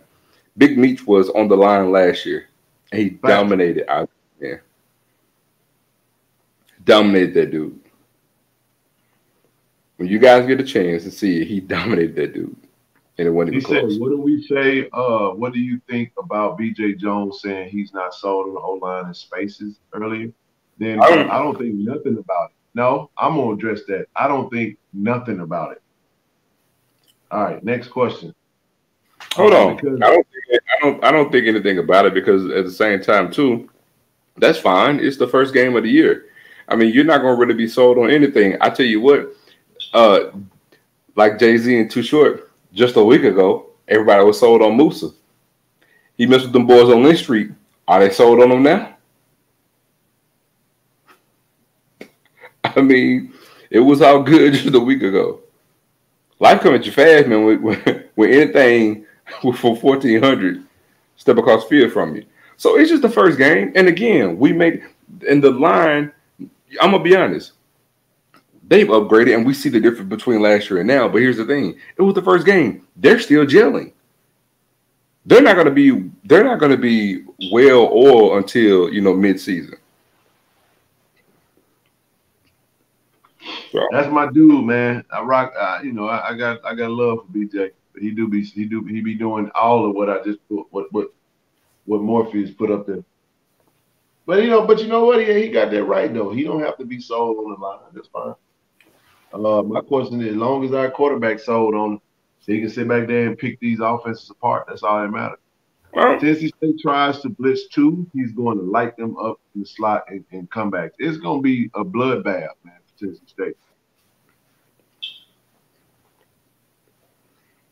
So here's the thing, man. It's hard to listen to HBCU games covered by Jay Walker. He is an absolute freaking hater, man. And I have to mute him sometimes, man. But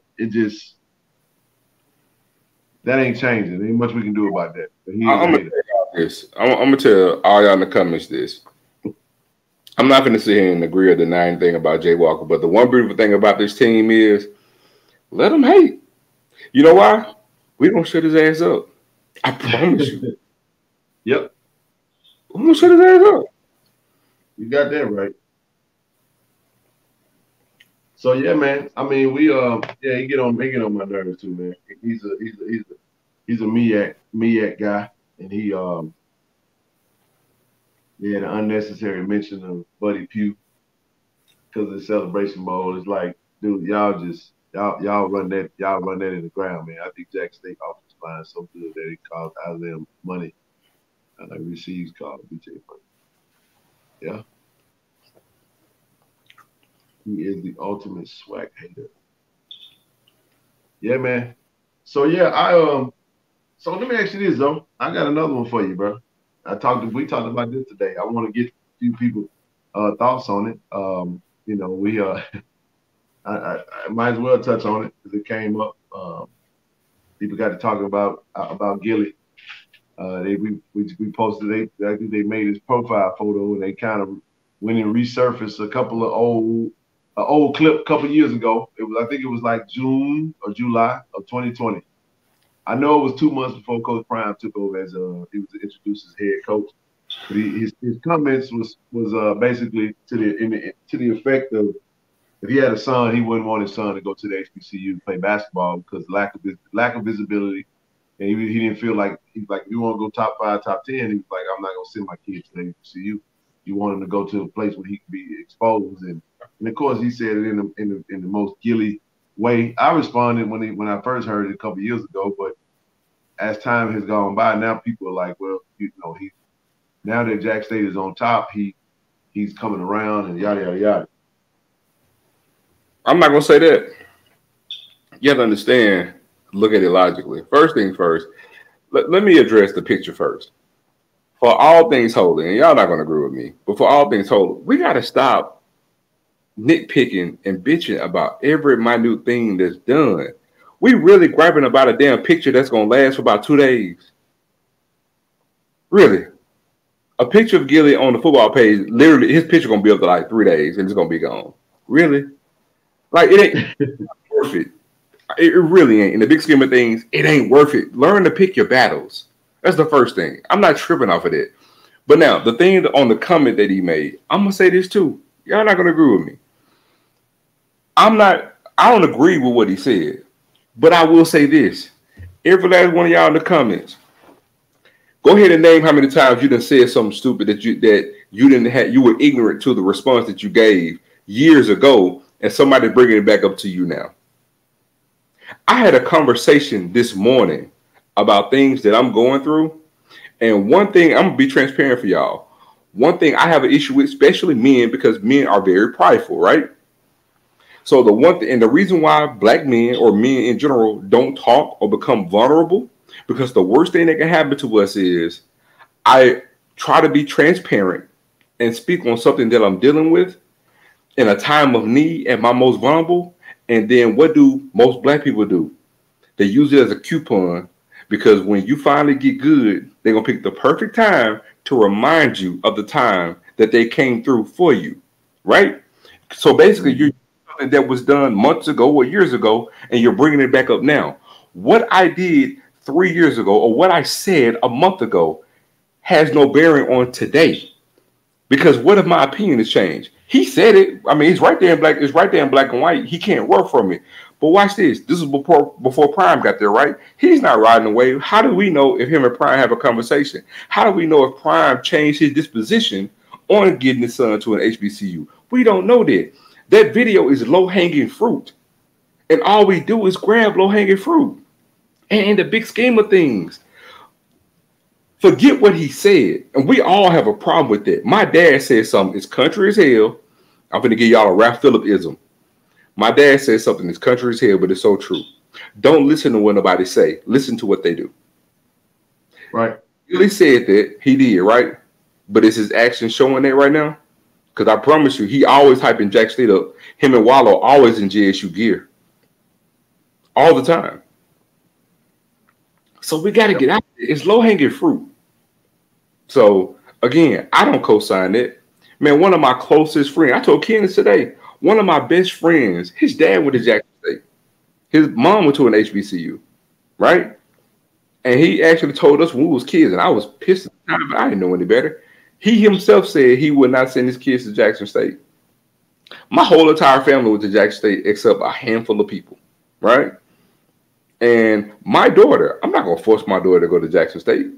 I'm not going to force my daughter to go to an HBCU. But guess what? She already made up her mind. I told y'all, she said she wants to go to either FAMU or Xavier because she wants to go into pharmacy. I only gave my daughter one request. I said, you can go anywhere you want to go to, but you ain't going to Old Piss over my dead body. Because it's life. Hey, look, man, I appreciate what you had to say. I really do, because I tend to.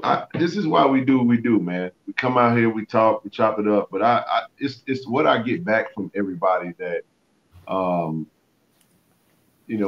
feedback, the positive reinforcement, those that appreciate what we have to say about it, and it's always refreshing, man.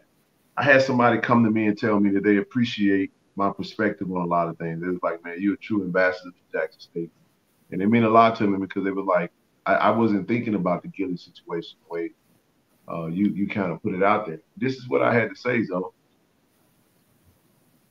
What did he say is my question. And my next question is, take the emotions out of it. Was he wrong?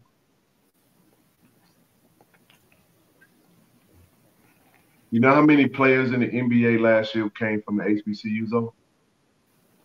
I don't. One. You know what his name is? His name is Robert Covington out of Tennessee State. Oh, yeah. Oh, yeah. Robert Covington is the single sole only NBA player that was on a roster from an HBCU. If he's talking about basketball, and he's at this time, there is no Deion Sanders that come to a space to make you a believer. Because at this time, none of us thought. We fantasized about it, but you know who they were talking about, Zoe? They was talking about who we were talking about when we did that show. And that was McCour Maker. Remember, he signed with Howard. How'd that go? Not good. Draft stock plummeted. And his point was, if I want my kid to go, he said, I got to send my kid somewhere where they get exposure. He said, when last time you seen? He said, now if you want to go be a doctor, then yeah, you go to Howard. But if you're trying to go to the NBA, I mean, I'm not gonna send my kid to HBCU because they just don't have. Now he wasn't speaking him, and I'm not defending him. I actually said it was a trash tape because of the way that it was, the way he said it, and all that good stuff. But then you fast forward 2 months later, in comes Coach Prime talking about I believe, and talking about him believing that he could. It's almost sound like an MLK speech. You know what I mean? But at the end of the day, you fast forward now, Zoe. What month is it? September. When did Coach Prime get introduced to Jack State? September 2021. So you fast forward 2 years later, and we sitting up here talking about Jackson State is basically a FBS school and FCS close. So let me ask you this question, people.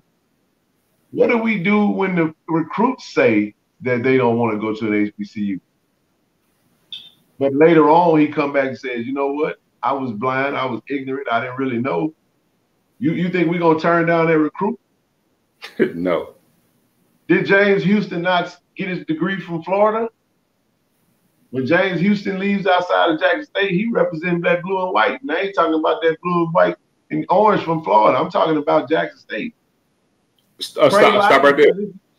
Wow, there you go. Degree from Southeastern Illinois, Southern Illinois. Right? But that young man spent 4 years at Wisconsin, junior college, as well as Southern Illinois, got his degree, working for the NFL Network, and all he wanted to talk about was his 4 months and the time he spent over at Jackson State. So what I'm saying is, are we not? I love the point you made, man, when you say it's just for a couple of days, and I call it selective ignorance, and I said we forgot about we was mad. We forgot we was mad until we saw that picture, and then that picture reminded them that we needed to be mad for a little while longer, because what you got going on is, because Jackson State is a damn juggernaut now, anything that has any type of negative tone to it, it's going to grow legs with Jackson State right now, because some people, you can't talk football, so you're going to grab all that other offseason bull junk. So anyway, I want to make sure we touch on what Big Miak Mike is saying. And I think Miak Mike, I think you're absolutely wrong about this.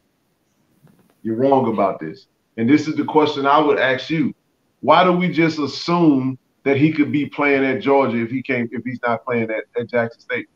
How do you just omit Jackson State? Because what you're really saying, you have an undertone that in some kind of way, obviously whatever Coach Prime is doing is inferior to others. And you can say, okay, we're not Georgia. I get all of that.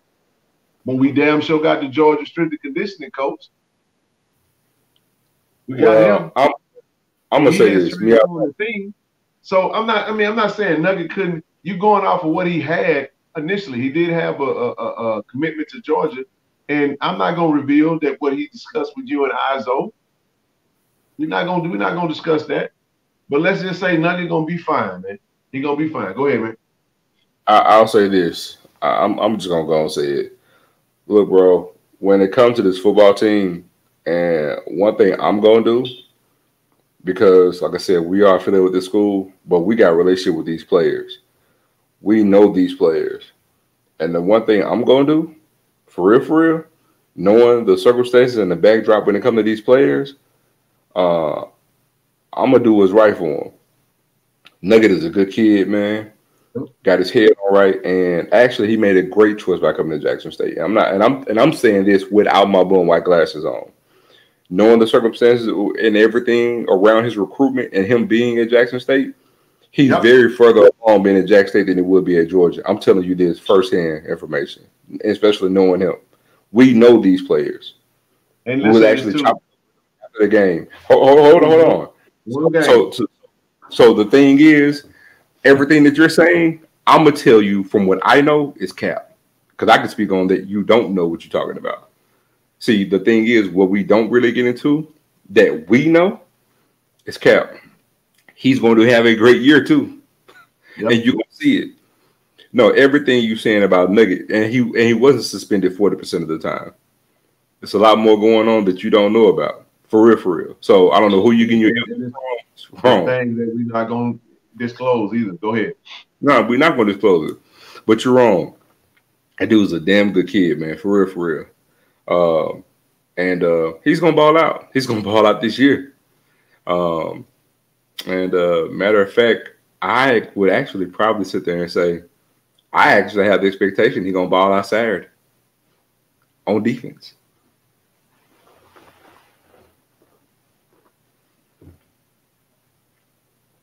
All right, I just want to make sure I ain't cut you off again. No, go ahead, bro. My bad. It was gonna be like I had a moment just then, but you know what? I'm having a lag from your end because it sounds like it'll cut up and then it'll sound like you're done and then you're not. But no, man, you were spot on. I appreciated the conversation. I really do, because it gave me reassurance that it speaks to the life, just the health of this program. This is a phenomenal football program, and it's not just a football program. Let's talk about the. But wait a minute, man, I'm slipping, bro. We slipping, so we slipping. We slipping. You know, we ain't get. Bro, I can't not see you, dog. Like, where are you at, bro?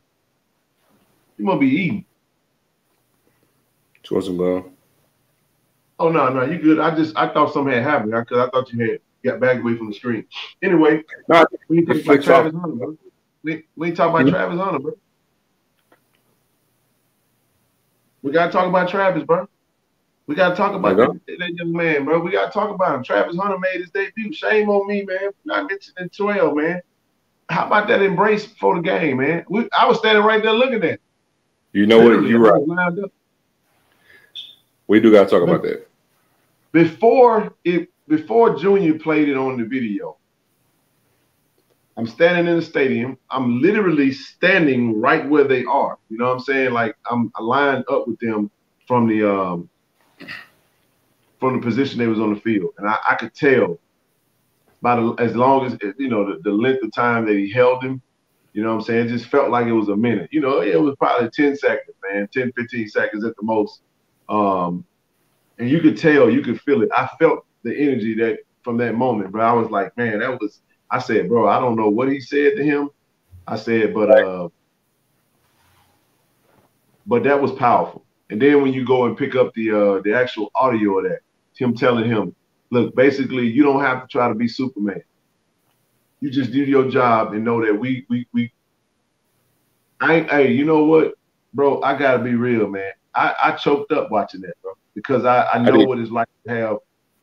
I know what a real father figure in your life. You know, Mr. Phillips, finally got to meet him over the weekend, and that was cool, bro. I had a phenomenal daddy, man, and not just daddy, but I had a great group of coaches that showed me tough love, and I remember that, bro. Having a coach pour into you and really helping you get to that next level as a man. But I could only imagine. I put myself in his shoes. That was his idol. That's the man that really made it. He took a bold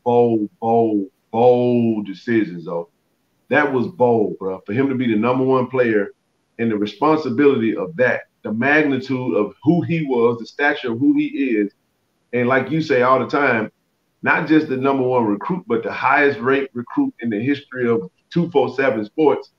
And that player decommits from Florida State, who was going to go to Florida State because of the man that's now coaching him. And now this is finally his first college game. He finally made it to that game, man. And it's just like it all came out, and you see him get choked up.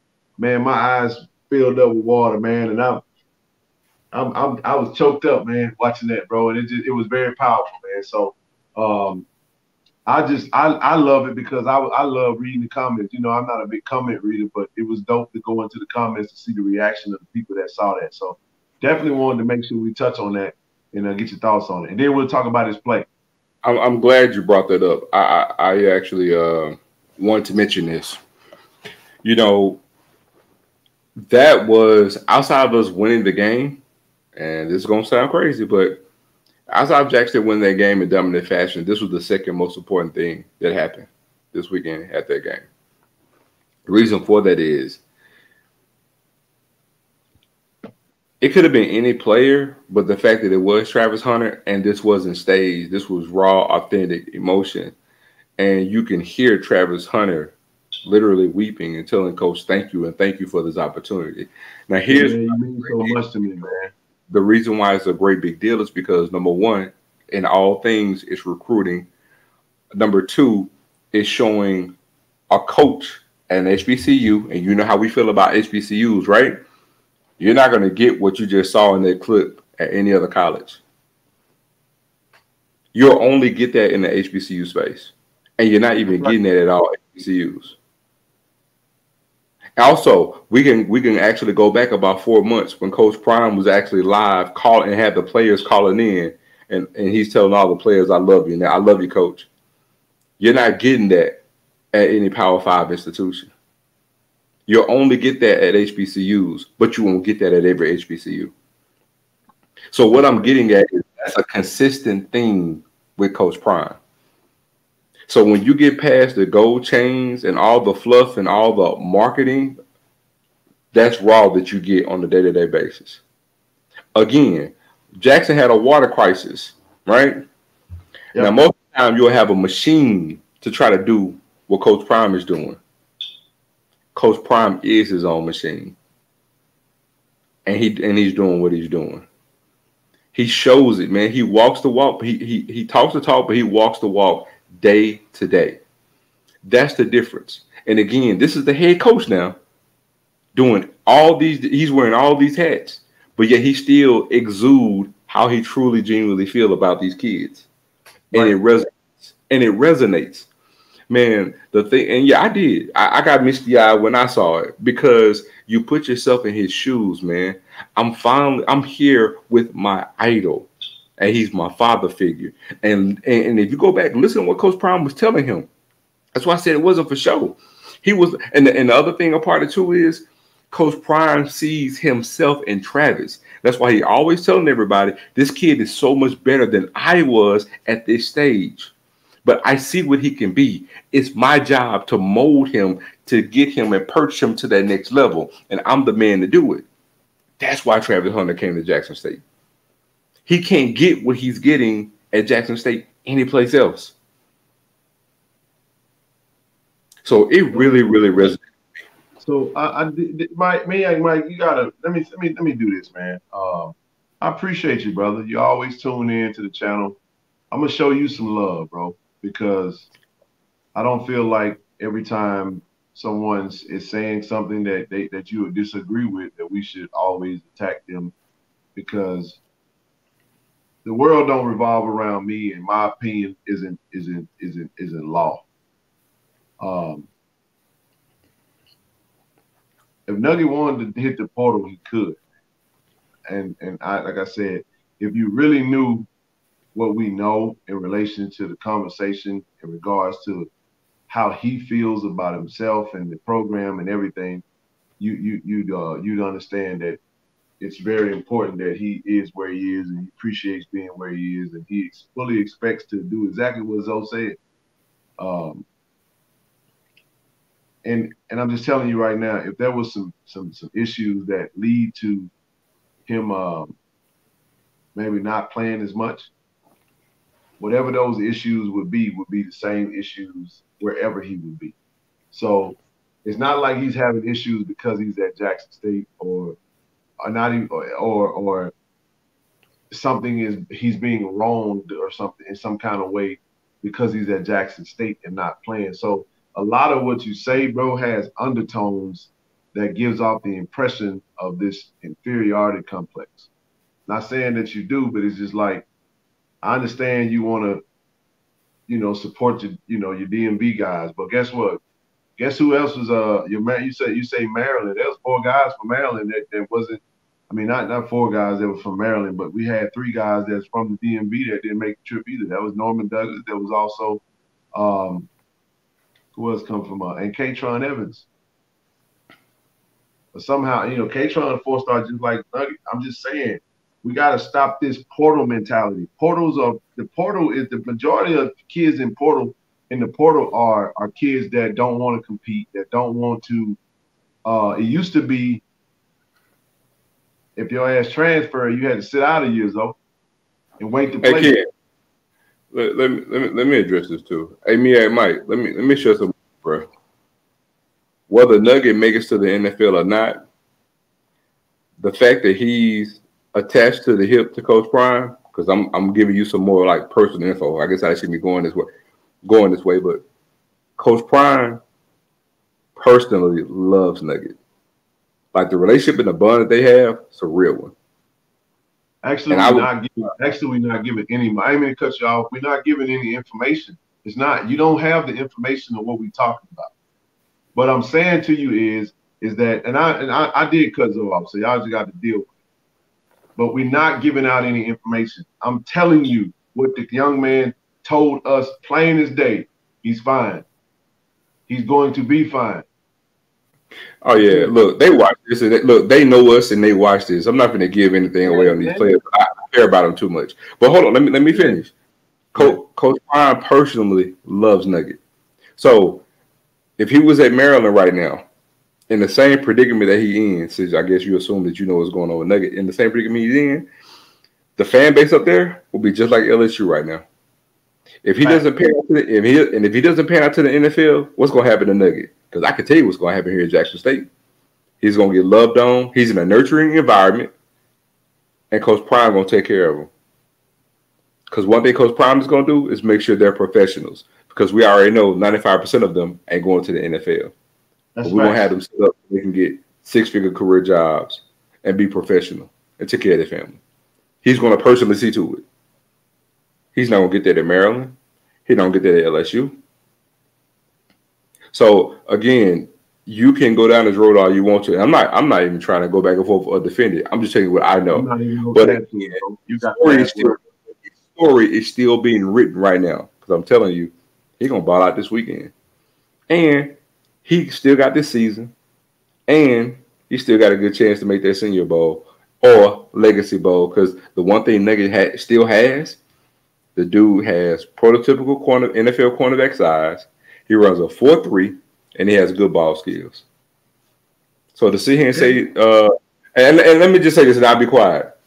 Right now, between the two of us, I'm betting 1,000 on our prognostication. So I'm the one that's gonna get a 900 number. They're gonna call me. So right now, I'm the one betting 1,000. So I'm the only one on here that's gonna do some forecasting about what's gonna happen with these players. And so Nuggets still got a good chance to get to the league, dog.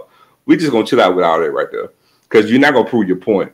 Let's not ruin this, dog. We got a good thing going here. Let's move on, bro. Let's move on. And Nugget actually played in the game, and he didn't start at the cornerback position, but again, it's week to week, and we'll see who starts on. Because if a few things change, then all of this that we're talking about is irrelevant. So I like Zoe's point, and Zoe, I'm a roll with Zoe. My brother been doing. He been, like you said, he been batting. If it ain't 1,000, he batting like 99.7 or something, you know.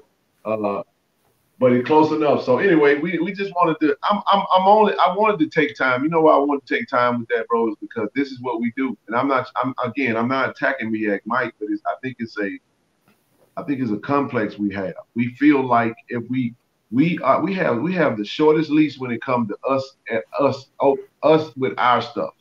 It's like we got to get it right immediately, or everything got to be perfect, or else that kid got a chance to go. No, that kid has a chance to play for Jackson State. Think about that. We got to stop acting like Maryland is greater than Jackson State.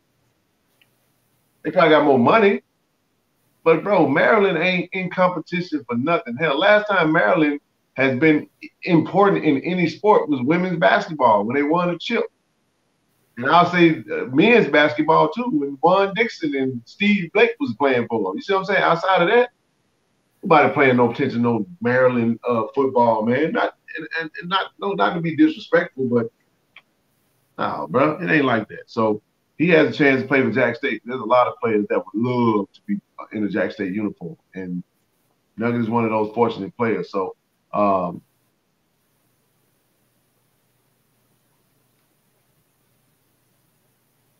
Man, you know what? Back to what we was talking about.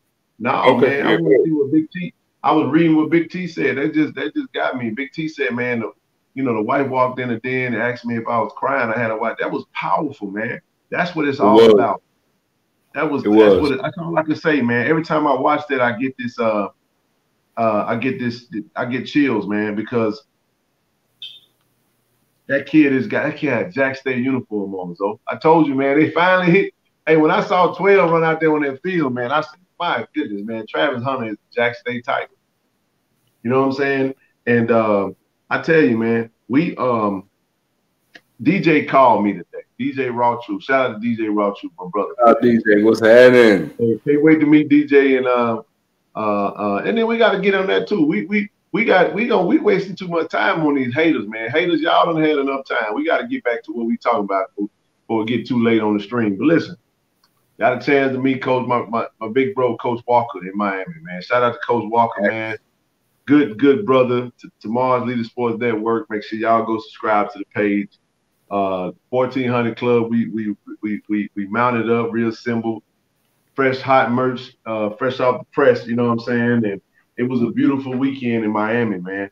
Looking forward to meeting DJ. But this is what I told DJ today. So I said the success that Jackson State is having under Coach Prime's leadership is the most conundrum-induced, I would say, activity that I've ever seen transpire with Black people.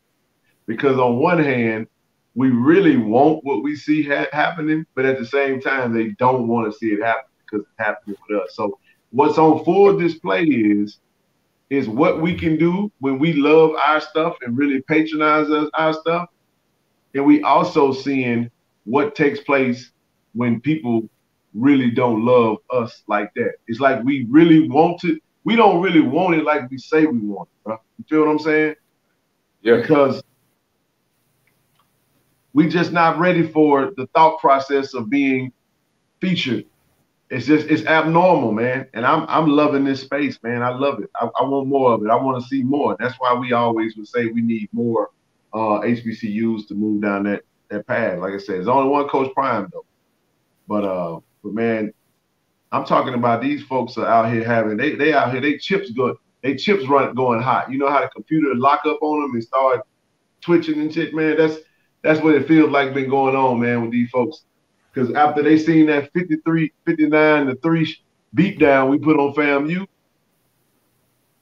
they went crazy, man. So what you're saying is the moment they see that score, they just automatically get ingrained with Tourette syndrome, huh? I'm just saying, man, it's bad, bro. That's a great point, BA. Man, I wish you'd come on the stream, bro. I know it's late night back home and you. Yeah, bro. SWAC, that's right, man. Cognitive dissonance. That is absolutely correct. Man, you ain't got to use all them big words. Man, shorten that thing down. It's just regular, man, niggalations.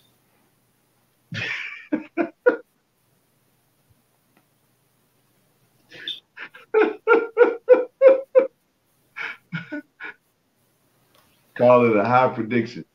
Yeah, I want it all. Bring next stop Memphis. I don't know what you mean by that. Man, look, I actually would give y'all my score, but I got to do it later on this week. I can't do it today. That man said niggalation. Hey, man, it did, bro. It killed a lot of narratives out there. Best to do it. We out here killing these folk narratives. They know. I mean, shout out to those that came out and said, you know what, man, Jax, they just for real, bro.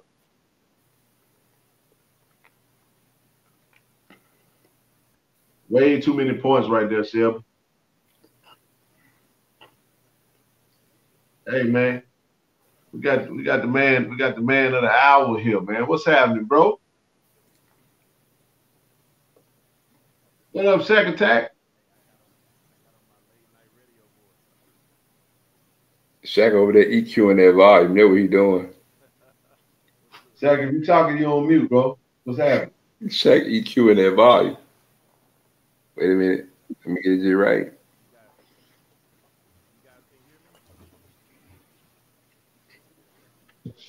Shaq, what's good, man? Hey, you guys can't hear me? I don't know, Shaq. If you talking, I can't hear you, bro.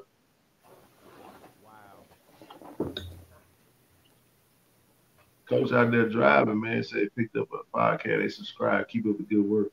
Hey, Coach, shout out, man. Hey, I missed them lift days out there in Austin, baby.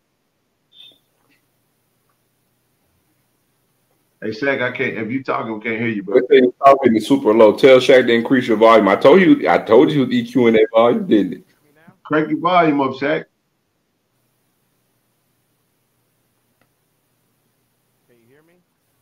You're real low. I hear you now, but it's real low. Okay. I told you EQ in that volume. I told you. You still low, bro. What about now? A little better, but still low. What about now? Turn it all the way up. I did. Well, come out and come back in.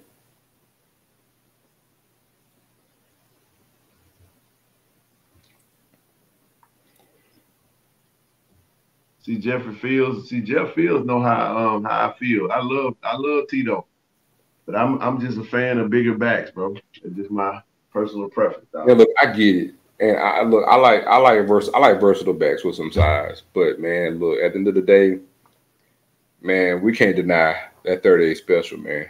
That dude run hard, man. That kid run hard. He give every ounce of fiber in his body on every carry. You gotta respect it. And we also said, man, if that kid, if we had a good line, we still said that he would be good. And man, his numbers were good last week. That's right. But man, look, what the hell? I you know what? I'm feeling good. I'll go ahead and jump into the game. I gonna do it. So, what the hell? All right, man. So y'all saw what we did, and I'm having a hard time really thinking about the amount of points that we'll get. But I'm really I don't see us giving them more than 10 points when it comes to Tennessee State. I really believe that Shador, I will say this, I believe that Shador will throw for 400 yards this game. And I believe he'll throw at least 4 touchdowns. So that's 28 right there. He's gonna throw how much? I believe he's gonna throw for 400 yards and 4 touchdowns this game. Ooh. But I don't believe we'll get as many defensive turnovers. I believe we have a chance to get a kickoff or a punt return for a touchdown this game. Kevin Coleman, kick return, punt return. He gonna get one. Had a chance to sit next to his family, though. Shout out to Kevin Coleman, Senior, and K3 Mama. So what I'll do is I'll say we'll win this game. I'm gonna say we're gonna get. I'll say that we'll win 41-10. That's a good score, man. That's a good score, though. That's a good score.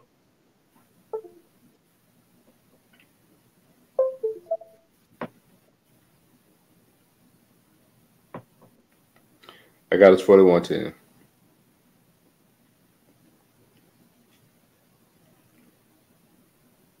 And if we hold them to 10, now I will say this: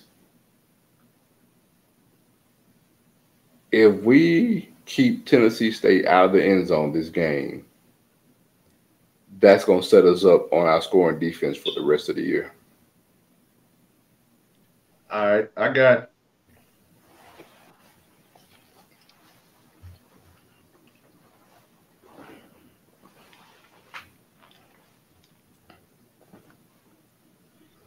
Jackson State. The Sunny boom. Good gracious life.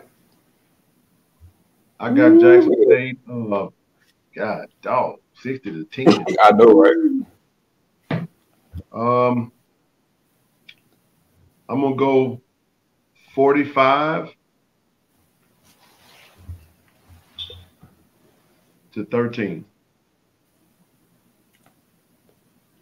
I see what you did.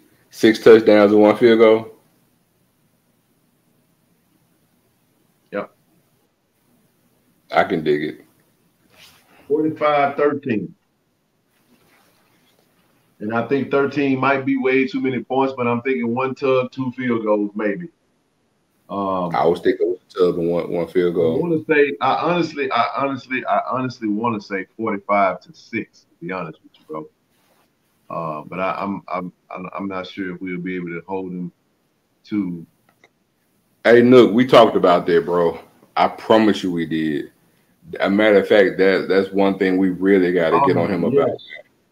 We did touch on that. We did talk about that, bro. During the game. Matter of fact, we touched on that on the show. Yep. Talked about during the game, though. We're like, yeah, dog, you're going to have to. He does slide, but he takes on too much contact for my liking. And let me say this. It's not so much I'm concerned about him getting hit and getting hurt. Y'all got to understand, man. Shador was on the sideline last week. Jury on, watch on, top of the 4th quarter. It's see it. A lot of people ain't going to like that. Hey, man, I told you. What I tell you, bro? He's an invitation for idiots who want to do like who was that played the game last week, man, and the guy was in the pile. It was Florida. Grabbed the guy from Utah and grabbed him by the face mask in the pile. Yeah. And see I'm concerned about that type of stuff. Especially on a winning team and we're, dominating some guys. He's a prime candidate to, somebody do some foolishness or some, in a dog pile BS. That's right, man.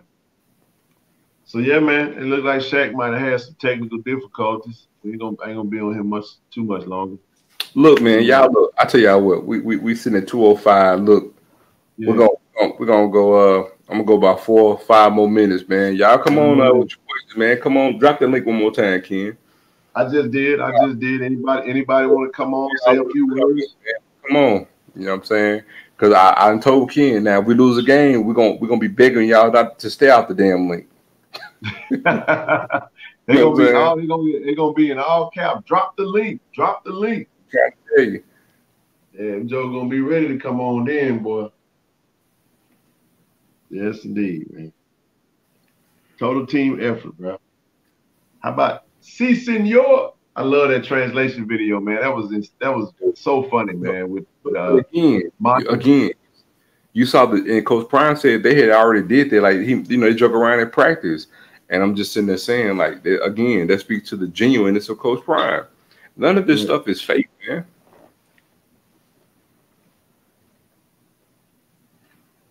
Yep. Hit that like button, like Tyler said, man. Before we get out this thing, we got over 200 in the building. Make sure you subscribe to the channel.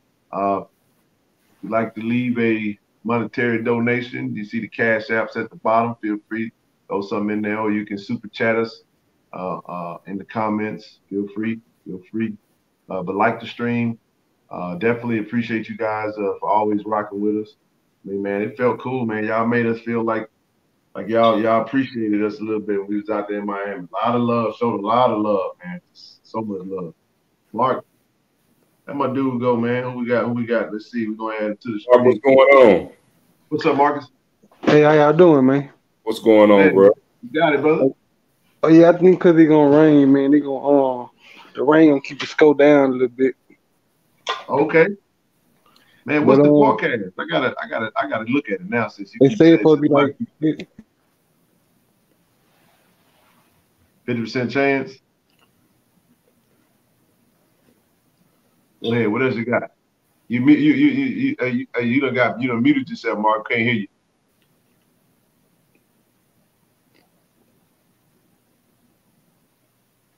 Yeah, you muted. Can't hear you. You hit mute. Unmute your phone.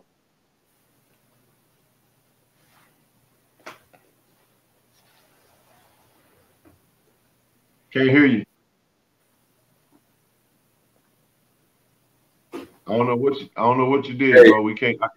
Man, if you can hear me, get out the link and come back in.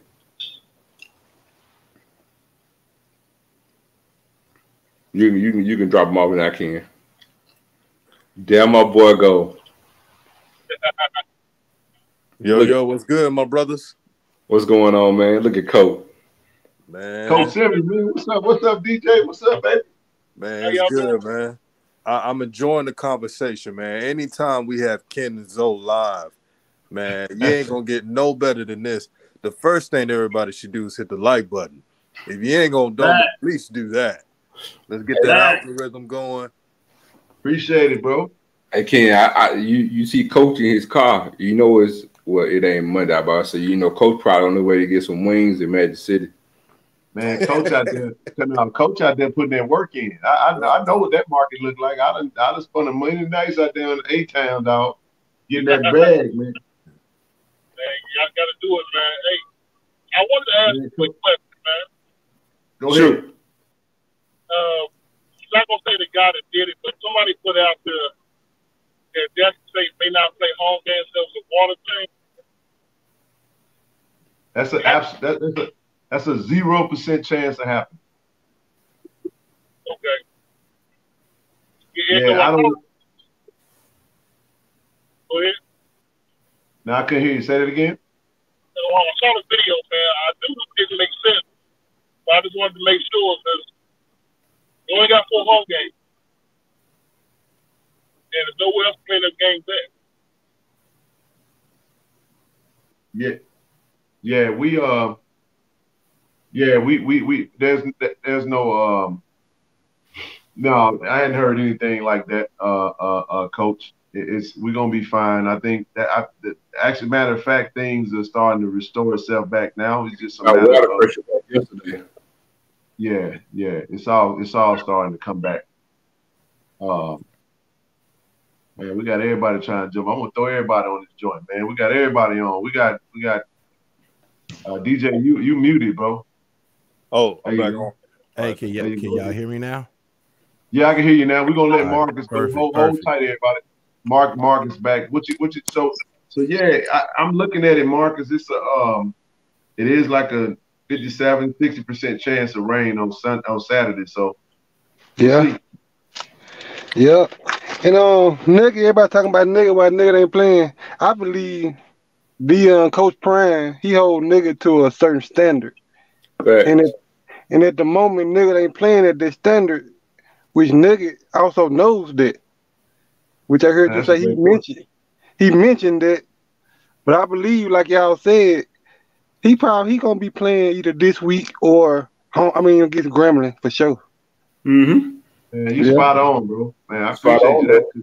Spot on, you Mark. spot on with that one. You spot on with it. I don't have nothing to add to it because you just said everything. You said it better than I can say it. And like you said, he holds it to a standard of excellence, man. The standard is the standard. And these are NFL coaches. Coach said, I seen it at the highest level. So why would we question it? Yeah. And the one thing Coach Prime says too, Marcus, when we say a standard, you're only going to be held to what you show. Yes, sir. When you show that you got the goods, you're going to be held to the goods that you show you got. Yes, sir. And I believe why nigga, certain like one playing at this standard recently, because he first came, he was basically given that job. He ain't had to work as hard because he wanted that much competition that it is now. Right. And I feel like he getting more competition and he just really catching back up. But they actually gonna make him better, I believe. Hey, Marcus, I'll say it like this. I wanted one more so Shaq's on here, and Shaq, when we was talking about the breakdown of the roster, I said, man, I need one more cornerback. And this was before we got the word that Jalen Hughes was gonna be joining us from Snow College. But we wanted another cornerback because we had K5 who got the pick 6. You got Zay Bolden. We knew Travis was coming in. We knew of Beasley. So when you look at the personnel from a DB standpoint, man, it ain't just no. You can't go out there and not play well, man, because them guys will be willing to take the spot, man, and that's kind of what Coach probably felt like this game to make that statement so he can get him. I'm gonna take you with me. But I ain't gonna play you like you should be playing because you really should be starting, and you should be starting. Yeah. And let me say this one last thing. With Travis Hunter being on one side of the field, every cornerback should be clamoring to get to that spot because they know they're gonna get some work. And look at what K5 did. Yeah. And man, and with Nugget on the other side of Hunter, they're gonna be dangerous. They're gonna be dangerous. That's right, man. But that's what I wanted to say, man. Thanks for bring me on. Hey, anytime, Marcus, bro. Appreciate you, bro. Good stuff, man. Yes, sir. Appreciate you, bro. Take care, brother. All right, y'all too. Yes, sir. Hey, gentlemen, my bad, man. I had audio problems. Man, you good, dog. Hey, but just to follow up on what old boy said, he's right. It ain't too much I can add, but what I will say is this. Nugget has some uncanny natural instincts and abilities and talent. Once he can get everything put together and it matches his talent, it's gonna be over. So I want to point out something, man. Go ahead. Go ahead, DJ. Okay. DJ. He went on mute. He ain't on mute.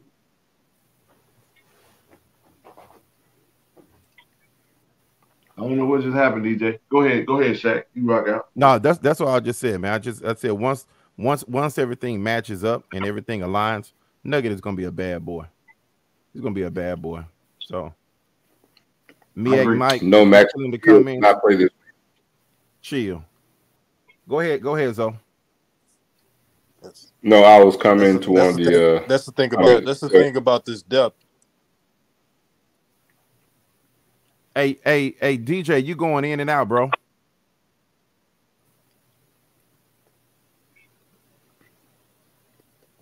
Hey, Zo, can I ask you a quick question while DJ gets straight?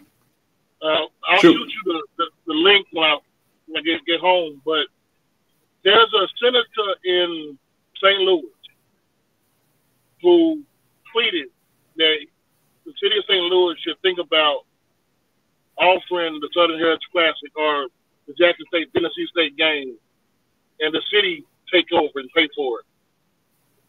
But that's something that you should think about, or something that is in the past. That ship is sailed. Yep. Yeah. Let me explain to you why.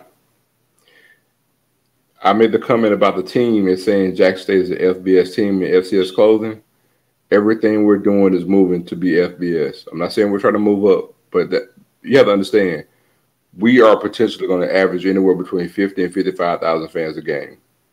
Right. There is the money that we really can make, especially with the new pricing that we're going to do going forward as of next year.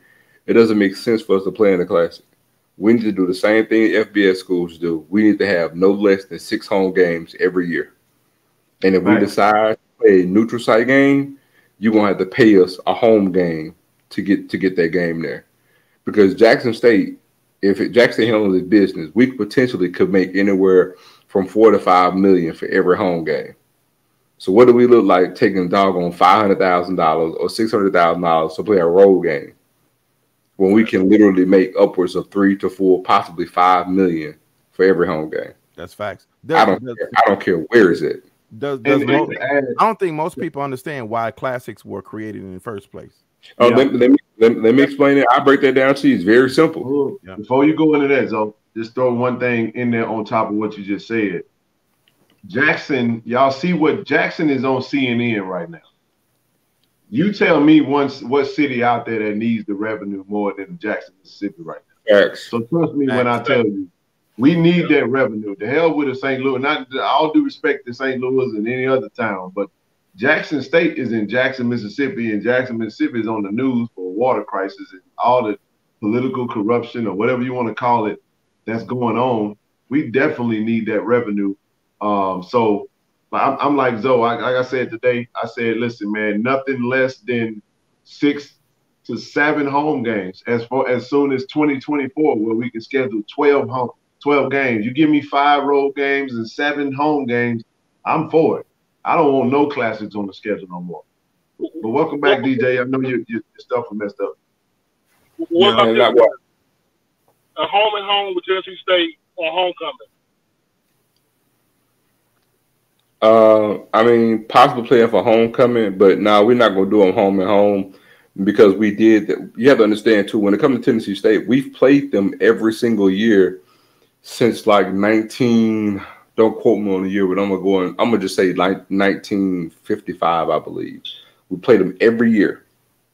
Home, and it was home and home until 1990, and that's when the Classic in 91. Can you share what you talked about, man, as why Tennessee State, Jackson State became a big-time rival, just real quick? Sure. So Jackson State's head coach back like in the Big John was Big John Merritt. Big John Merritt, who just so happens to get the job at Jackson State because of Harrison Wilson, who was his cousin. Harrison Wilson is the grandfather of Russell Wilson. He was the AD/head basketball coach at Jackson State. And when he left Jackson State, he left to become the president at Norfolk State. Okay. And so when Big John left to take the job at Tennessee State. Big John Merritt is the one who turned Tennessee State into a power. Nice. But Big John Merritt, when he left Jackson State, he was the first coach, especially on the HBCU level. He took the OC and the DC with him to Tennessee State, which was unheard of at that time. And so the folks in Jackson was pissed because the head coach left. He took all the other coaches with him too, so we were kind of screwed over. That's where the rivalry with Jackson State, Tennessee State started with that. And we proceeded to whoop the natural black butts behind it too. And so he turned Tennessee State into a power. And just lo and behold, had he never left, that's what Jackson State would have been. And so that's why that rivalry took off in football the way it did. And that hatred is still there. Yep. Facts. But to answer Shaq's question, I won't be long, just so everybody who doesn't know why they need to know. The reason why classics were created, you have to bear in mind at the time, and we're talking about the 20s and 30s, black people weren't really staying in rural areas. We were really confined in urban areas, right? Mm-hmm. And so our schools are either in the hood, in the black part of town, or they were in the country. Right. And so you have to understand, our stadiums at that time were like, they hold 2,000, 3,000, 4,000 people. So it's just simple logistics. And our fan base were in these urban places. So if Jack State wanted to go play in this classic, they would take the show on the road and we'll play in these stadiums, and we probably could get 20, 30, sometimes 40,000 fans. So logistically it made sense, because guess what? Even if I'm splitting the profit, I'm going to make triple what I make at home. Right. But that was fine for the lay of the land at that time.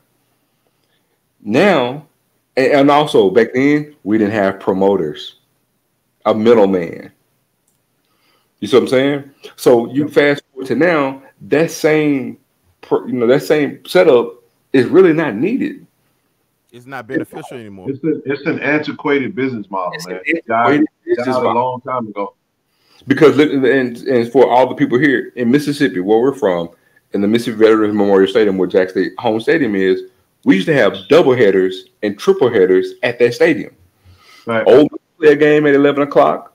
Mississippi State will play a game at 2 o'clock. And then Jack State will play at night. They had this double headers and triple headers. They had them every Saturday, right? And so Mississippi State would actually, and Ole Miss will schedule 3 to 4 home games in Jackson every year. They did it for decades. Then they realized we're missing out on money. We can invest in our stadiums, upgrade them, and we can make way more money at home. Because the name of the game, you make more money at home. It's just like basically saying, if I want to start a business, I can make more money in a lot of ways having a brick and mortar, because it's mine. Right. And we want to take this model and say we're going to play in this classic, because we possibly could get more fans at home. But what they fail to realize is it was easy because it was less work.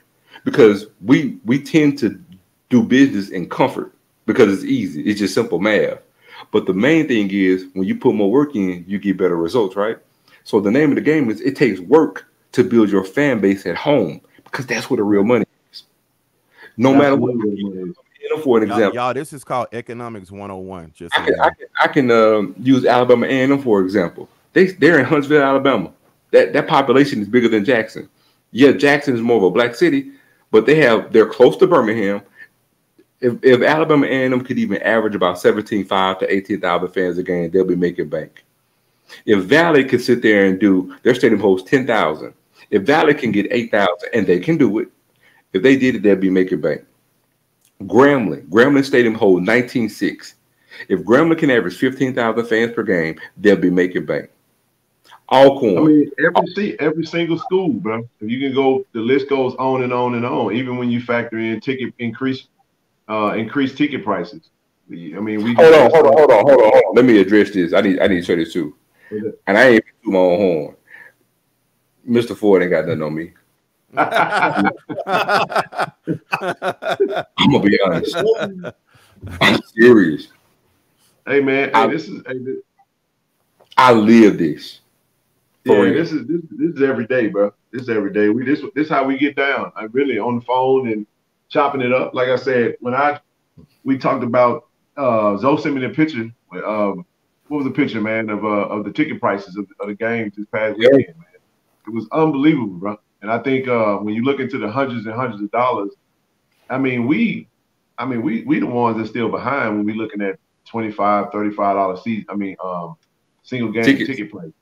It's just not. I fully subscribe to Jackson State going into a much higher ticket price point when it comes to our everything around us is going up. I mean, the cost of everything has gone up. Yet we want to continue to, see $35 ticket prices. And let me touch on that too, because Ken is exactly right.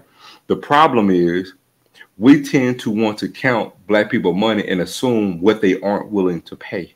Mm-hmm. So we want to stay in this antiquated thinking. I want to see. So it's like we want to have this Walmart train of thinking of saying we want to have the rollback price because, hey, if we lower the cost, people are going to spend more money. No, sir. Everything is going up. Everything in every industry. But we want to sit here and assume, well, if we go up $2 or $5 on prices, it's going to alienate some people. We can't have that train of thinking. It's going to alienate some people, but guess what? If the product is there, we're going to bring in some more people who wouldn't spend the money to begin with. But see, that's why when I went, and I'm going to let Shaq and DJ jump in there, when I was kind of frustrated with it, I was sitting there watching us getting our brains beat in on week 0 and week 1 of the football season. And we talk about, okay, we just going to go and lay down and we're going to basically give away a game to go make $450,000. I know. I ain't cut you off. You good, Ken. I was just replying to the comment. I know it's a joke. See, now you see what I'm talking about, man. When you see them comments, the joke be talking, be coming, you get it now. See now Zoe doing it. But anyway, the point I was making is that we can, when you are the one that's in control of the narrative, when you're creating the narrative, you get to redefine what it is what you can call a money game. And like to the basically the history lesson as Zoe just gave when he talked about what the foundation and the origin of classic games, we can also break down how we got to so-called money games and how we've become very lazy in our strategy when it comes to making budget. At the end of the day, school is a business. And if you have your football in most HBCUs, you have football that funds all the other sports. So all I was saying is that why don't we redefine what's called a money game, and we go ahead and take a one game out of the season, which would be a home game, and we actually go ahead and maybe triple that price or move that price point to $100 or whatever the case may be. And I did some simple math. We do simple math, though, and you can take the smallest stadium, and I'll do it this way. I got a calculator right here, and I'll be quick. 10,000 seat stadium, who is who? It'll be the holds how many? 10. 10,000. That's why I use Itabena. So listen, a 450,000 seat stadium. I mean $4,500. $45, man. It don't take a whole lot, man. $45. Hold on. You go look at the average ticket price for a game in Mississippi Valley. Let's just say I ain't talking about the average attendance. I'm just saying if we're talking about reconditioning our fan base to think differently. What I'm saying is this: you take your average fan base and let's say you pack it out or whatever, and I'll even do it this. You can use homecoming because in homecoming we can factor in the tradition. In homecoming, usually probably the most attended game that we have throughout the season outside of rivalries. So what I'm saying is this: if you're going to get who owns the Series 22? I don't about to get down about that right now. We talking about no. Tennessee State does, but let me tell you this: until they'll be series by like 9 games. Yeah. So here's the point I'm making: if the game ticket in Itabena is $25, or what's 25 plus 45? Well, 25 plus 45, 70. 70. So that means your general admission ticket price for homecoming is going to be $70 to $75. We're going to be okay with that because we're going to change the narrative of how we get money. And guess what you just did? You just basically increased your revenue by an additional $450,000 during homecoming. And you can't say you don't got it because one thing. Go ahead, Ken. To follow up on your idea, I pitched the idea a while back for us during homecoming to create a homecoming package. Your game, all your festivities, all your activities on a wristband, parking, everything. You pay for that, and you are free to do whatever you want to do for that entire weekend. that will force your alumni to give money to basically allow those who say they give, but they really don't give, who want to attend the game. But it would also force the community to come together. Because the biggest problem that we have sometimes in the community is people, I think Prime said it a while back when he said, how much, you know, we making all this revenue for the city, but how much of the city is trying to give back to us. Yep. So you gotta put people in accountability positions to give back to the university. I can't roll with that only because do you know why steakhouses make so much money? Yeah, most of them charge you for the steak. No, because steakhouses do everything a la carte. Everything. It's all fresh. Yeah. I'm talking about clubs. I'm talking about clubs and afterlife and parties and all of that stuff. I ain't talking about the restaurant. Dre, what's going on, Dre? Welcome to the stream, brother. Hey, what's up, man? What up, Dre? Bro? Hey, what's up, man? Yeah, I see y'all talking about the prices and stuff. Black folks will spend money on what they want to spend on. Facts. Vanity. So, like, hold on, TJ, welcome to the stream. We're gonna let Dre rock out, then we'll let TJ go. Go ahead, Dre. Like, I know with A&T homecoming, actually for all our games, you can't even get to our gate without paying. Period. Love it. You can't get into the gate without paying for something. Even our new what did we just build? Our new student center, the students paid for that. You just added in. Now, a lot of people was upset. It's a student union fee.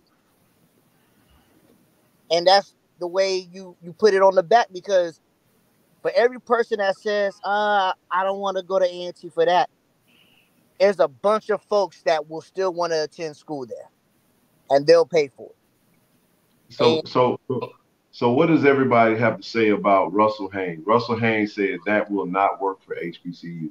Well, hold on. Actually, I don't know what he's referring to. He could be referring to Shaq's comments. Or Russell, you can clarify, but go ahead, keep going, Dre. And then Dre also saying you're a hater too, man. But hold on, I'm gonna tap into what Dre just said. What Dre? Go ahead and finish, Dre. What Dre just said. Oh, go ahead, Zoe. No, I was just going to say what Dre just said then in that whole soliloquy is a prime example of black folk devaluing something, because they're quick to tell you what they want to play for A&T. But guess what? I ain't going to ever say that when it's time to buy some new J's just came out, or I'm going to buy that new Louis bag. You know what I'm saying? That ain't no discount on. It ain't got no sale price on it. But when it's something for us or by us, I got something to say about that, because y'all can't go down there. That's a little too much money. But I ain't never said that about buying no $3,000 purse though. Yeah. Well, I mean, he make a good point. Troy make a good point about the wristband thing. The wristband can get a little ugly, because I've seen that in Austin with like Austin City Limits. I think simplicity is the key. I think it's a simple thing. You catch everybody where they're going. With black people, you can't change it too extreme to where they'll run from it. And I'm saying that because we still got a lot of people fighting us over this ticket price. A la carte. I know. But here's the thing I will say. I'm just talking about it. The best time to get people to spend money is when they already in the process of spending money. They're at the game. Yes, we don't mind paying $7 to $10 for a beer that we could have got for $3 down the street. But at the game, we'll pay $15 for that beer. Yeah, is it overpriced? You're damn right it is. But guess what? And you want to know what I would compare it to? So here's all I'm saying. So when we talk about a QR code, I'm just saying, homecoming, we should adopt the mentality that for homecoming, our homecomings and everything that we're going to be doing, you're going to pay for that shit, bro. You're going to pay a minimum of $100. Jack Station homecoming price point should be $100 for general admission, $150 for reserve. I don't give a damn who got a problem with it. I'm just saying, because I know what we do. I know what we spend. I know what we're willing to do. Parking should be $40. Zoe, how much was parking at Miami Gardens, bro? $60. We paid $60 to park. Okay, and guess what we were gonna do? We was gonna park. So all I'm saying is this right here said the city doesn't want to be there. That's not true. I don't even know what you're talking about, but anyway. But here's what I want to say to you. I'll say this last thing and I'll shut up. That Jumbotron, that the best time to get money is that I think each school should have that little text code. While in Miami, when you're trying to park, everywhere you went, they got a damn sign up there. You got to park, pay with a little text code. All I'm saying to you is you can send a little text message to donate, just like on this stream. It should be just that simple, and we should have a goal, and we should be intentional about it. But what we got to stop doing is saying we can't do it, black folk ain't gonna do it. We are liquid money to every culture that is out here, and we will spend it. We're $1 trillion spending. We got so much range when it comes to spending. We basically make everybody else rich except for us. I just hit the organ for you, dog. Go ahead. I'm gonna shut up. Go ahead, Dre. And then we're gonna let TJ. Matter of fact, TJ, what you got, man? Let's go to TJ real quick. Then I'll come back to you, Dre. You forgot to tell everybody how the performance of Travis Hunter was. Oh no, we ain't gonna get off this train until we do. But I'm gonna let you take the lead on it, bro. I had so much stuff going through my head. Go ahead. What you got? Man, listen. And I'm glad that y'all talked about the talk him and Dion had, and you can tell he was comfortable.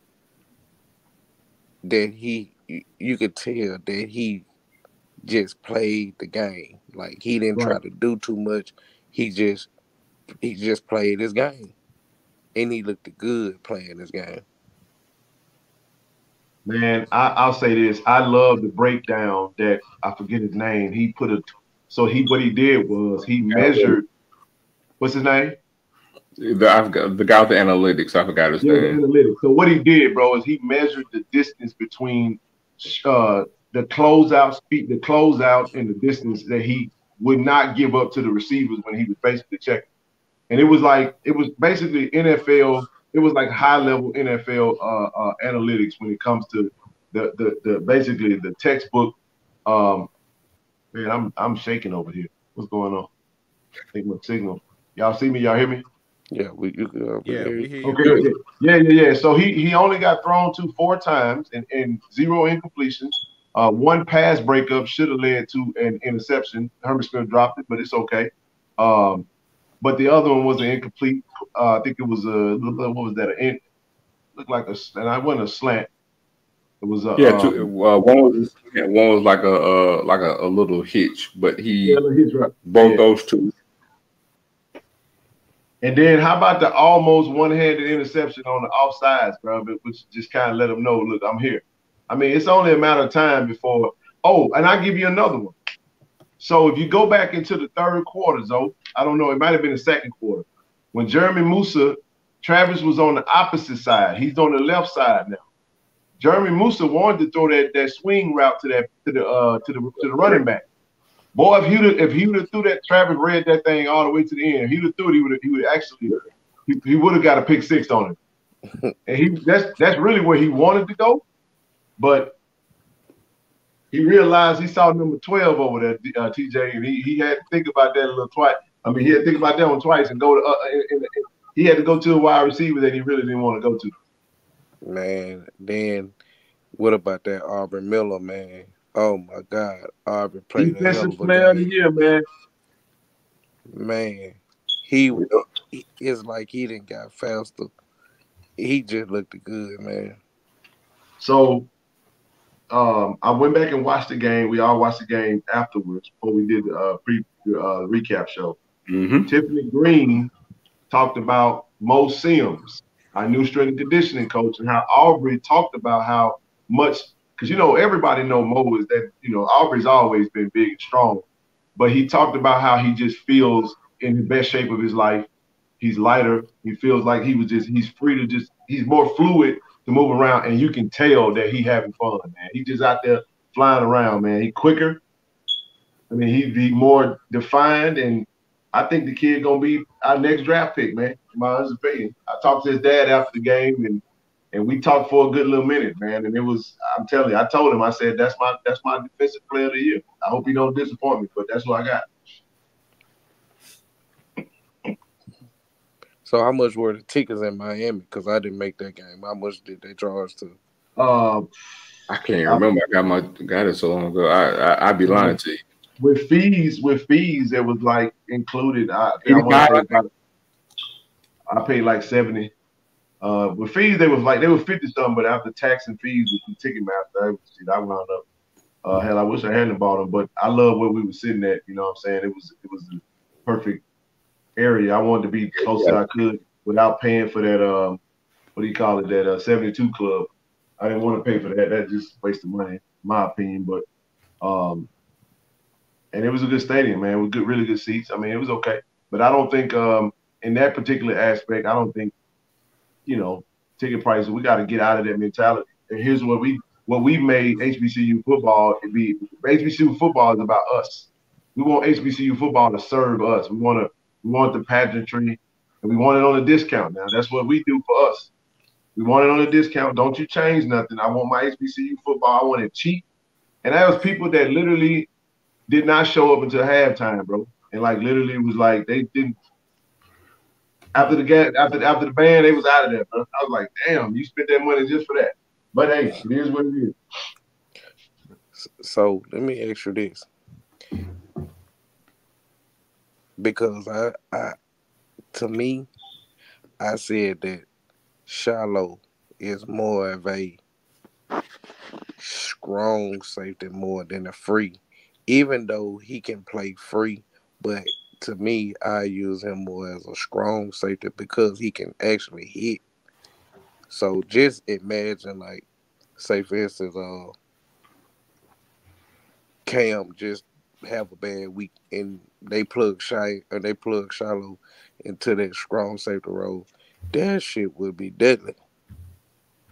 I thought about it like that. I think the thing that, and I'll let the panel, I'll let them chime in on this too. But I think the reason why they use him at free is because he mainly played cornerback in high school, so he does have cover skills, but he is a thumper too, though. So I think he plays that position he's kind of a tweener, probably not as polished of the cornerback as he could be, but yet at the same time he's a big hitter. So I get where you're coming from with it, but I don't know if anybody got anything else they want to add to that. Yeah, because you just think when it comes to, if you keep Shallow as strong safety, you're eliminating somebody else that needs to be on the field. Cam is a more sure tackler than what Shallow is. Shallow is better in coverage. So Shallow actually he's more of an asset to the team at free safety than strong safety, because you can actually have both of them on the field by having Cam and strong safety. Okay, because I was just saying, because last year, when I don't know what play fam you threw and they did, and he just covered that fit and he came down and laid the boom to him. I was like, damn. Shallow gives you a little bit more versatility.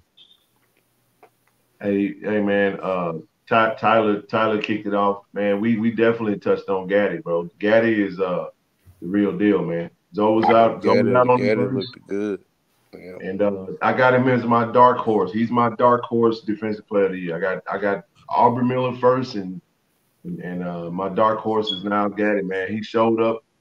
He played with reckless abandon. Like somebody said, Aaron Sanders said he had good hand placement.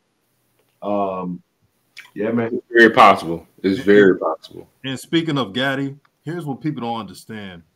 Because for Jackson State, they always have to pick on someone who's not the star. They don't realize his role last year, Gaddy's role. He was not the main blitzer that was James Houston. So he's not going to lead the team in sacks. See, people who know football, who watch film, knows this.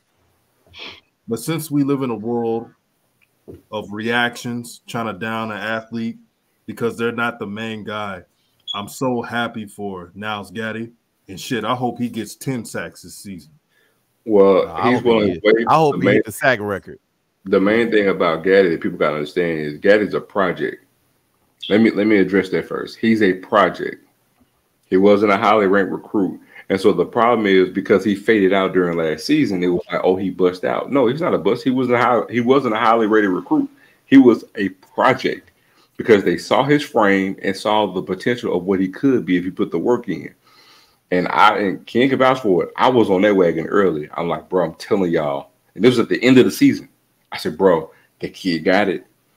And then he put the work in. He's gotten bigger. And I hate to say that because everybody says it, but no. Go look at FAMU game last year. Look at FAMU game this year and see the difference. The kid, he way Aubrey even said it's like, bro, now let's come on with it. I'm telling y'all. And he still got 2 more years of eligibility. You got next year, and then you got the year after that. That kid, right. And Ken said it before I did, because I didn't say, he was going to be my dark horse. I just said he's going to have a great year. But Ken's right. The kid got 2 sacks already and should have had 3 in the first game of the year. But we hop on Isaiah Land. Nah, bro. I got the Niles Gaddy measurables. So now Gaddy is a dark horse to be defensive player of the year. And then this is what's killing me about this Isaiah Land. Like everybody when he got cleared, he gonna do this, he gonna do that. Man, I told him, man, last year Tony Gray shut him down completely. He didn't do nothing. That's right. I'm talking about Tony Gray dominated him all game. Man, Big Meat shut him down this time, man. If you really want to see a really good like work of art when it comes to the offensive line, somebody shout out the offensive line. The offensive line did a beautiful job on Sunday. Go back and look at the the touchdown pass to Rico Powers. Just go watch that touchdown pass and just you're gonna see. So Demetri Jordan basically he basically rides Isaiah Land, pushes him out to the far left, out of the screen. You got Tito comes down and he chips Isaiah Land. So they basically double teamed him and got him out of the play. The guard in the center, they blocked downward and actually double teamed Gentle Hunt and basically took him out of the play. The guard, the right guard, Evan Henry, comes down and takes the take the other D tackle. And basically, they got like a sandwich going over to the left side of Shador. Shador had a pocket about 10 yards wide, and I'm not BSing. And the lone defensive lineman on the right side was left to have to go up against Willis Patrick, and all Willis Patrick did was stood right in front of him and just pushed him back. Every time he could, he just pushed him back. And Shador could have laid down and took a nap, got back up and made that pass. But I'm telling you, he moved around a little bit, which made it look like maybe he felt like he didn't have what he thought he had.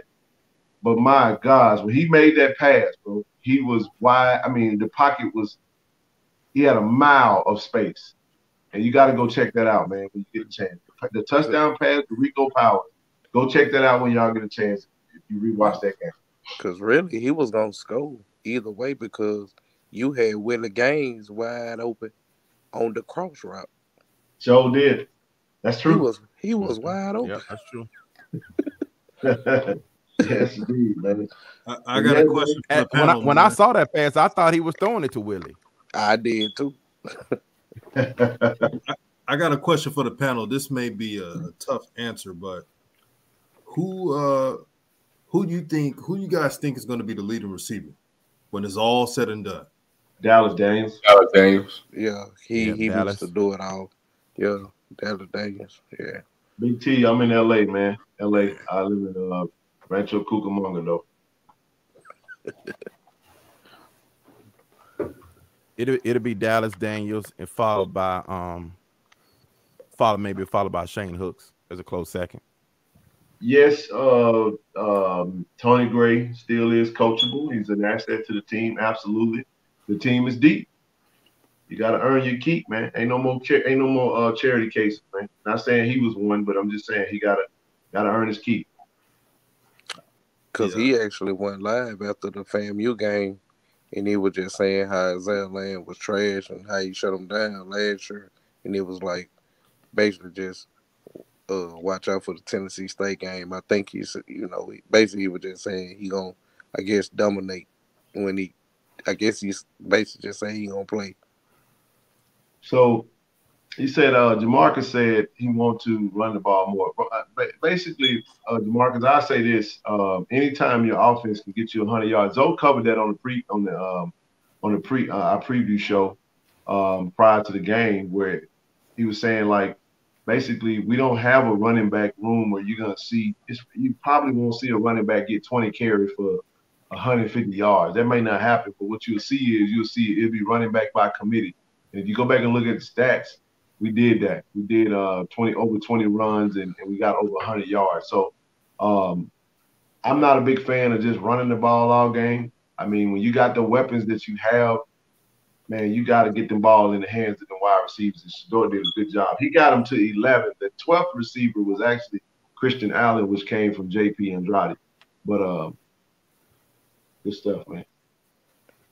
So what y'all think about the backup quarterback? It'll be okay. I only want to see him in mop up duty. If he playing mop up duty, then that means we doing some we busting some heads around here. But I like Andrade, man. He's a solid. I mean, real talk. We could have did the same thing that UAB did to Alabama, and we could have took a knee with 5 minutes left too.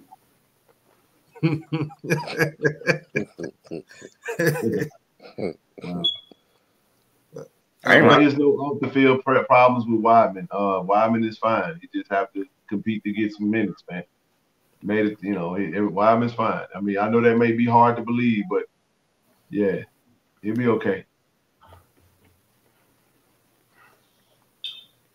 Somebody said I'm ready to see. Hold on. I gotta put this here. Because this is so true. See, the problem is people want to see the run. They don't count the runs because their offense, if you go look at the stats, they were pretty balanced. Yep. You can't. That's a work of art, man. That's intentional, by the way. You got to be able to really know what you're working on. So I'm very impressed with our OC. Shout out to Coach Bartolone because we had a lot of people coming into this thing talking about what he wasn't gonna do and what it, it ain't gonna be this, it ain't gonna be that, and now he looked like the genius that Coach Prime said he was. Now we see why he came highly recommended. Now, granted, it was one game, but it helps also to have a quarterback like Shador that can spin that thing and put it, make any throw. So, you brothers know what receiver is going to be. It's going to be hard to get his spot. Cameron Buckley. I think he will remain a starter if he keeps playing like this because he knows where to go. He knows the areas. Oh, my God. Didn't he pick his spots perfectly, bro? Perfect, man. The ultimate security blanket. Man, he sit down in that damn zone, man, or whatever they was in. And what I was saying on the preview, on the recap show was, or the post game show he just dropped was he don't have a lot of wasted motion. When he catch that thing, man, he getting up the field and he getting you your first down. He's basically like, Keith Corbin was last year, but in a new offense. So yeah, man.